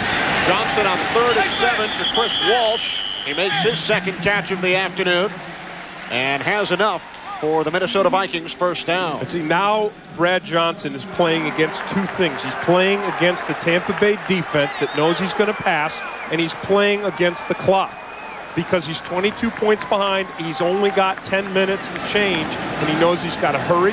He knows he's got to not only throw the ball, but throw to the perimeter. 3 wide receivers. First down at the 49, and Johnson with the shovel pass as he was being taken down. Robert Smith gains a couple. Nice tackle by Tyrone Leggett. And Johnson, obviously, again, Johnson showing great composure because he's going to get sacked, he's going to get hit, but he just dumps that off to Robert Smith and tries to make something happen. You know, Johnson, again, in the fourth quarter is the best in the NFL when it comes to scoring touchdowns and when it comes to passing yardage. So, again, this is where he's strong. They were behind last week, and they came back late, so people have confidence in what he can do. Johnson fires downfield, looking for Carter. In their first 2 games, the Vikings have outscored their opponents, Tim, in the fourth quarter alone, 35-13, but the Buccaneers on the other side have allowed only 7 fourth-quarter points. That's right. Look, Tony Dungy has put together a young, aggressive defense. He suffered with those guys last year. They started out the season 1-8. He was playing Donnie Abraham, a rookie. He was playing Reagan Upshaw. He was playing Marcus Jones. He suffered with those guys, but he stuck with them, and he said, things will get better. I will bleed with you. We'll get experience, and we'll come out of it. He believed in his players. Now his players believe in him. 4 wide receivers on 3rd and 10. Johnson over the top. Has the first down, but a fumble. David Palmer coughed it up, and the Buccaneers have recovered.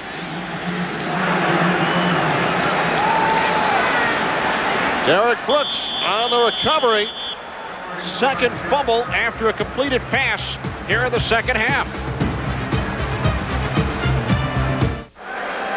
Tampa Bay on top and with the ball in the fourth quarter after this fumble. Now, the thing that makes you uneasy about this play is it's a critical third down situation, and instead of putting the ball in the hands of a Robert Smith, a Jake Reed, or a Chris Carter, you put it in the hands of David Palmer, and he doesn't hang on to it.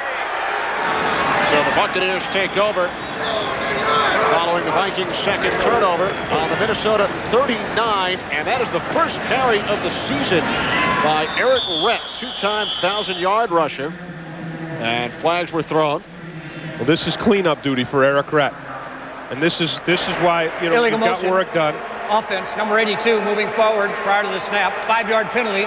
Repeat the down, first down. Tight end Patrick Haight. Yeah, another rookie going off sides.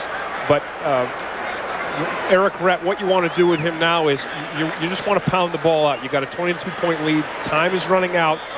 you don't want Warwick Dunn. He's already made a spectacular play, that spectacular touchdown run. He's run for 100 yards, a 6.3-yard average. Now when you want to run it out, don't let Warwick Dunn's small body absorb the punishment that Eric Redd is going to take right now. Redd did not play in the first 2 games. And here's Redd up the middle.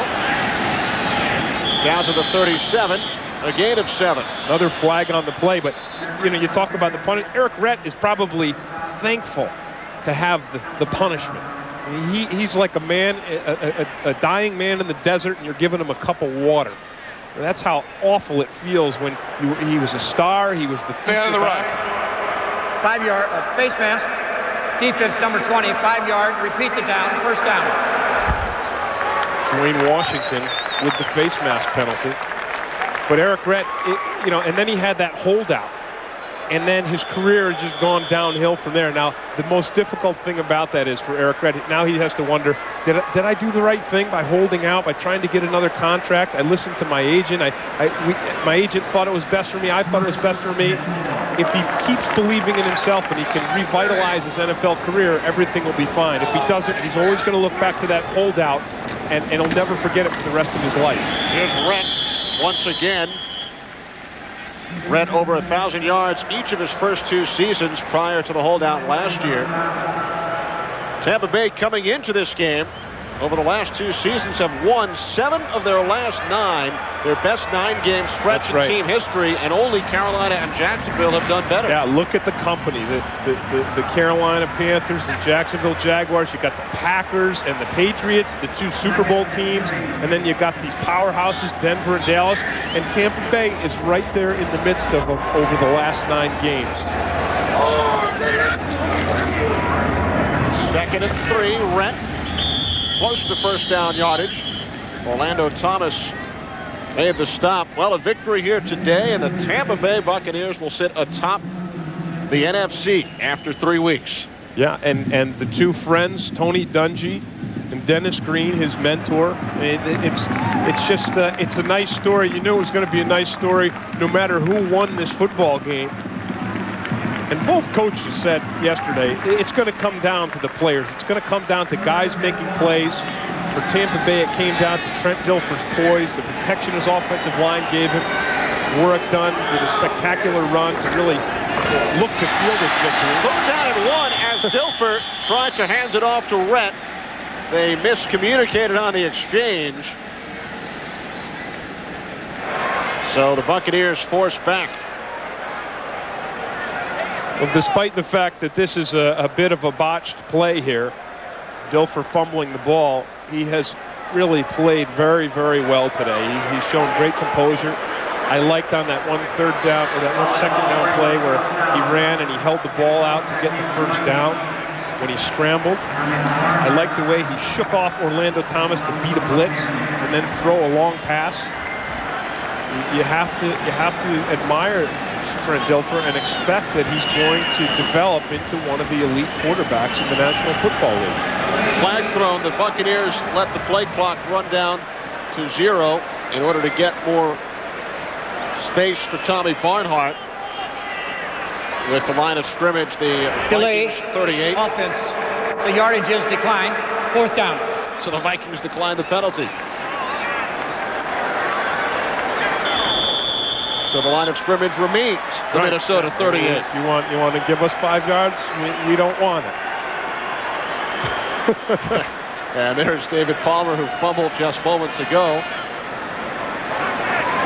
Buccaneers tried to get some more room for Barnhart. Vikings said no.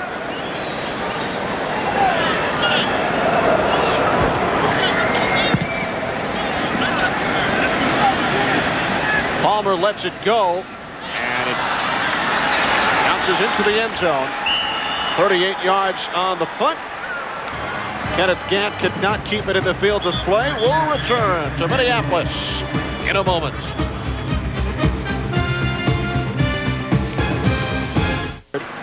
On Fox. On Fox. Yes, on Fox. Everybody, I mean, that's what we wanted to know. We wanted to get that point across. It was on. No question what network we're talking about. Johnson rolling right, hits Carter, and then Abraham hits Carter as well.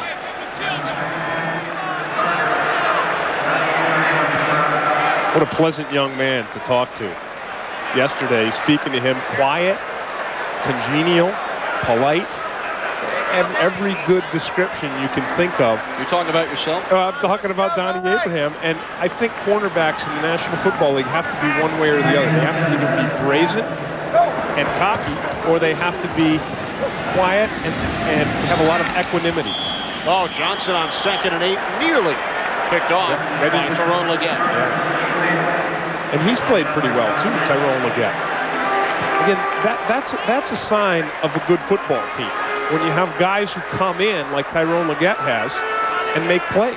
The guys coming off of the bench in nickel situations or dime situations, guys who aren't normally in the lineup, and they come in and they're not just out there, they're not just a body, they're out there making plays.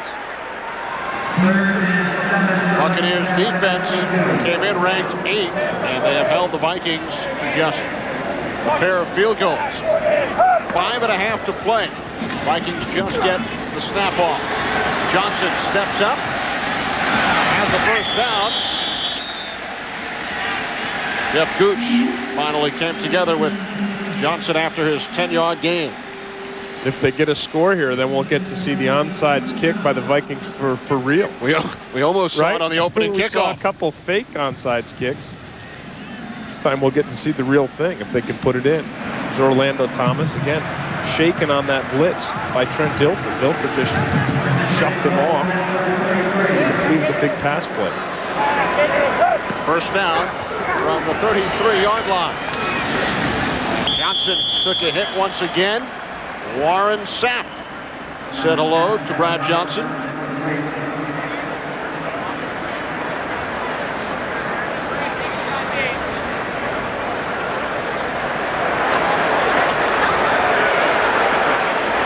There you see Johnson sacked 3 times, hurried 7, knocked down 5. That time he was sapped. He was sapped. New category in the NFL. So the Tampa Bay Buccaneers were able to exert some pressure on him, whereas the Vikings defense really wasn't able to get much of a rush at all on Trent Dilfer. On 2nd and 10, Johnson dumps it off, this time for Robert Smith, forced out of bounds. Somebody lost their helmet. Derek Brooks. Now he's talking to Robert Smith and Scott Dill. I think he's a little embarrassed that he lost that thing. He wants to make them think that it's not them. It's not you that knocked my helmet off. I just lost it. Here's the hit. Really was Robert Smith's elbow. Jarred Derek Brooks' head right back. 3rd down and 9. Johnson over the top. Chris Walsh, the intended receiver, took a hit, came together with former Minnesota Viking Charles Mincy and could not hang on. And then you would expect Brad Johnson, again, in a critical situation, to go to his roommate and his best friend on the team, Chris Walsh. Of course, Johnson connected with Walsh in a critical situation last week, playing in Chicago to win the game. He found him in the end zone. Vikings hearing the boos from the crowd here at the Metrodome.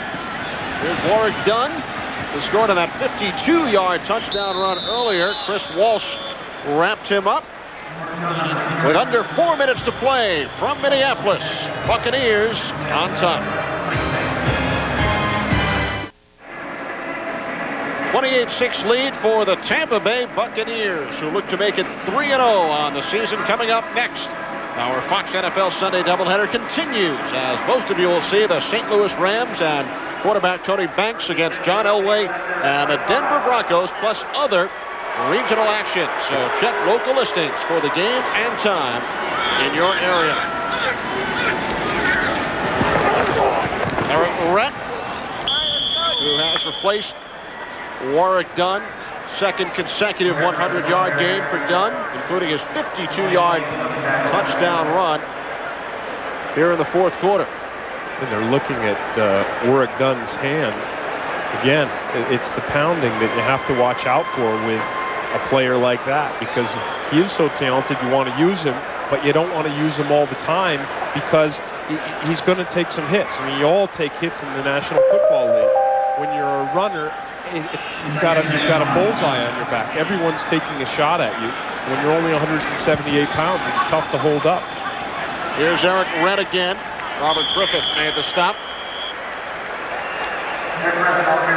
Well, another outstanding afternoon for Trent Dilfer. He's completed 15 of 20 for 192 yards and 2 touchdowns. Now, including today's game, you assume that the Buccaneers will hold on with under 3 minutes left.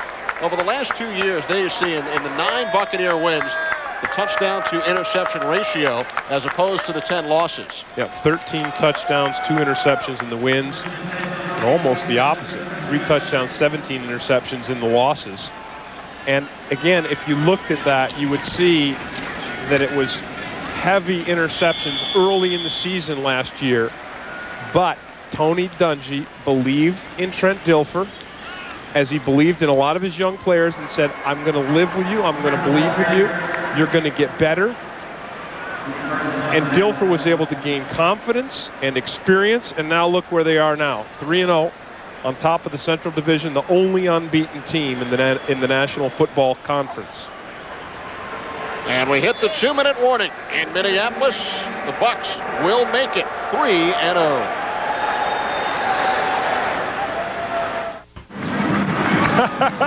How about that for a celebration? Warren Sapp, a gregarious young man with the taped up finger that he busted up last week, and then here's what it is to be a loser in the National Football League. Malaise on the other side of the field. The Vikings franchise have not lost a home opener since 1986 to the Lions. They had won 10 straight. While the Buccaneers last year only 1 road victory under Tony Dungy, but they'll make it 2-0 away from Tampa. As the Vikings call timeout, they stop the clock with 1:53 remaining. And you always have to ask yourself why. Call a timeout. I guess it's that never say die attitude. Chris Carter with a critical fumble today.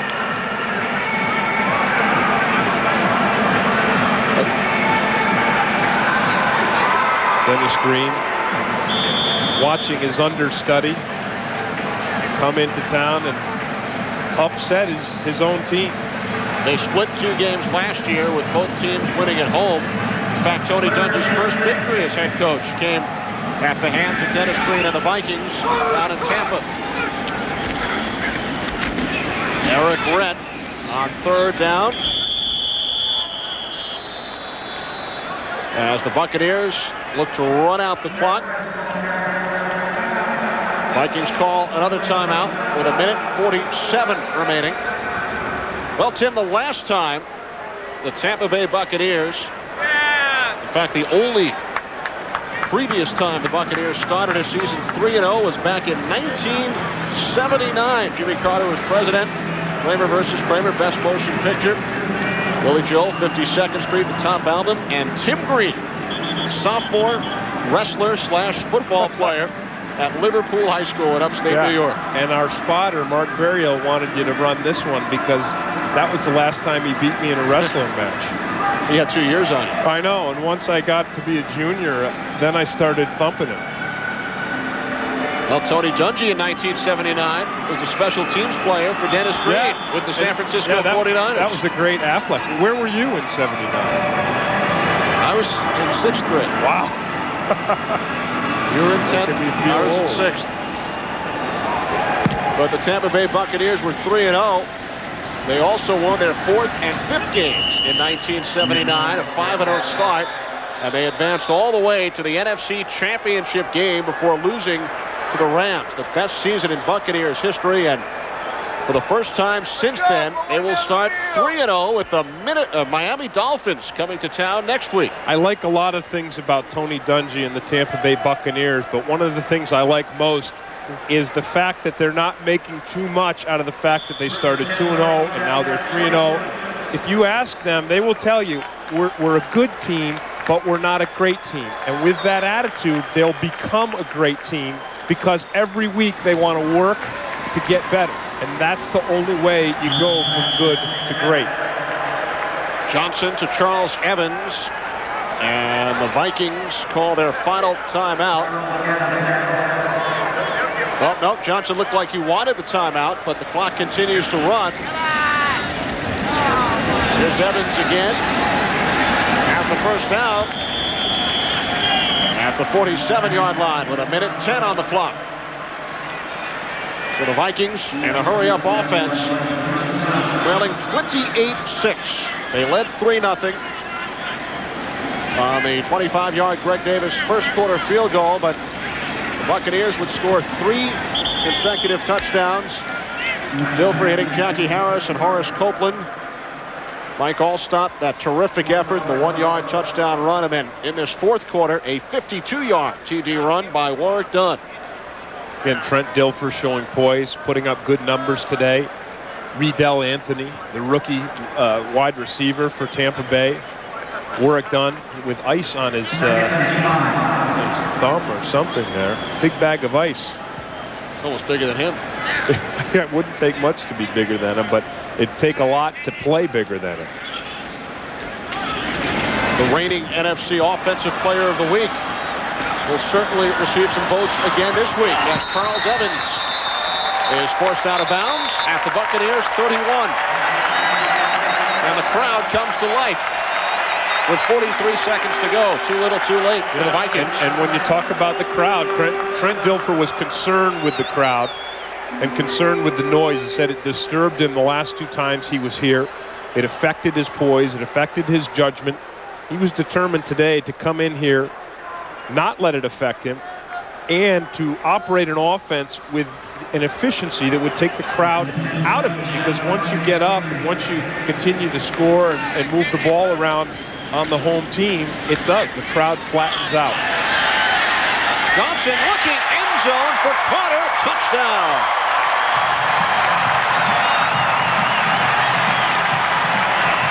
Reggie Rusk, who had the coverage, wants a flag because Chris Carter used that classic Chris Carter move where he pushes off at the last second. We saw him do it earlier to Donnie Abraham. But the ref will allow that. They'll allow a little bit of hand back and forth, a hand battle, because the charge to the officials is, well, we want you to call flagrant pass interference.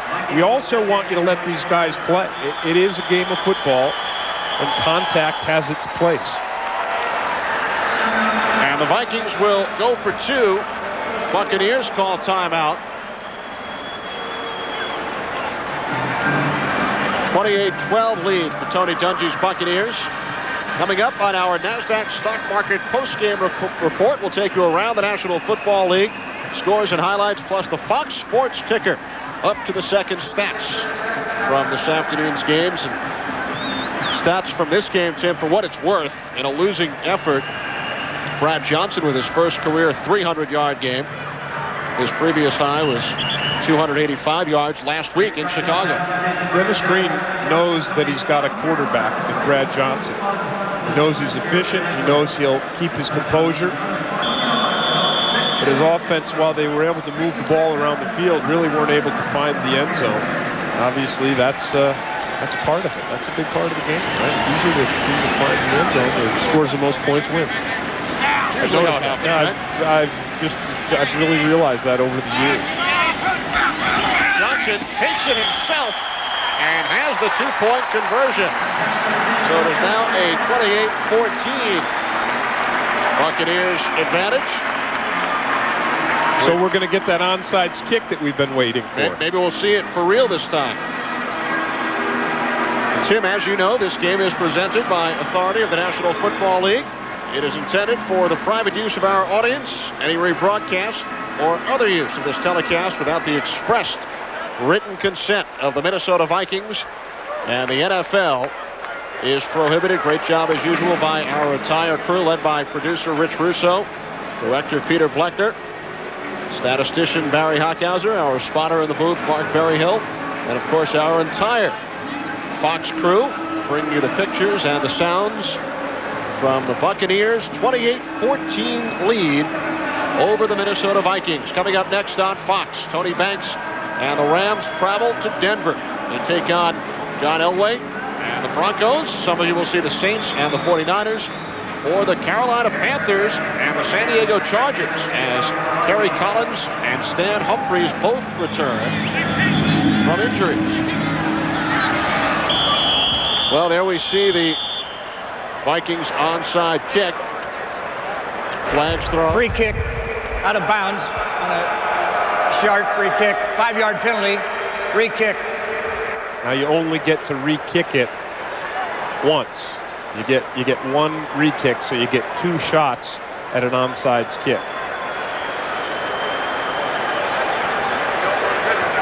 So Davis will do it again. Warwick Dunn, 101 yards, 1 touchdown, 1 big ice pack.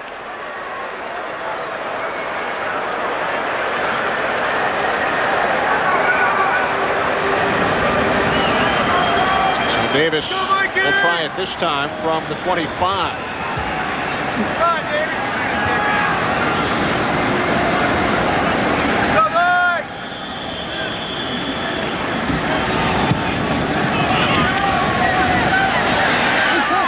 Out of bounds once again. Now Tampa Bay will get the ball. Trent Dilfer will kneel down. Tampa Bay will be 3-0. And Tony Dungy now 2-1 against his mentor, Dennis Green. It will be the second ever 3-0 start in Tampa Bay Buccaneers history. As we mentioned earlier, 5-0 in 1979. While the Vikings dropped to 2-1. And next week, Minnesota will travel up to Green Bay, while Tampa Bay will host Miami. 38 seconds remaining. Vikings with 1 timeout remaining. 1 more opportunity to stop the clock. Dilfer down to 1 knee. And that will do it.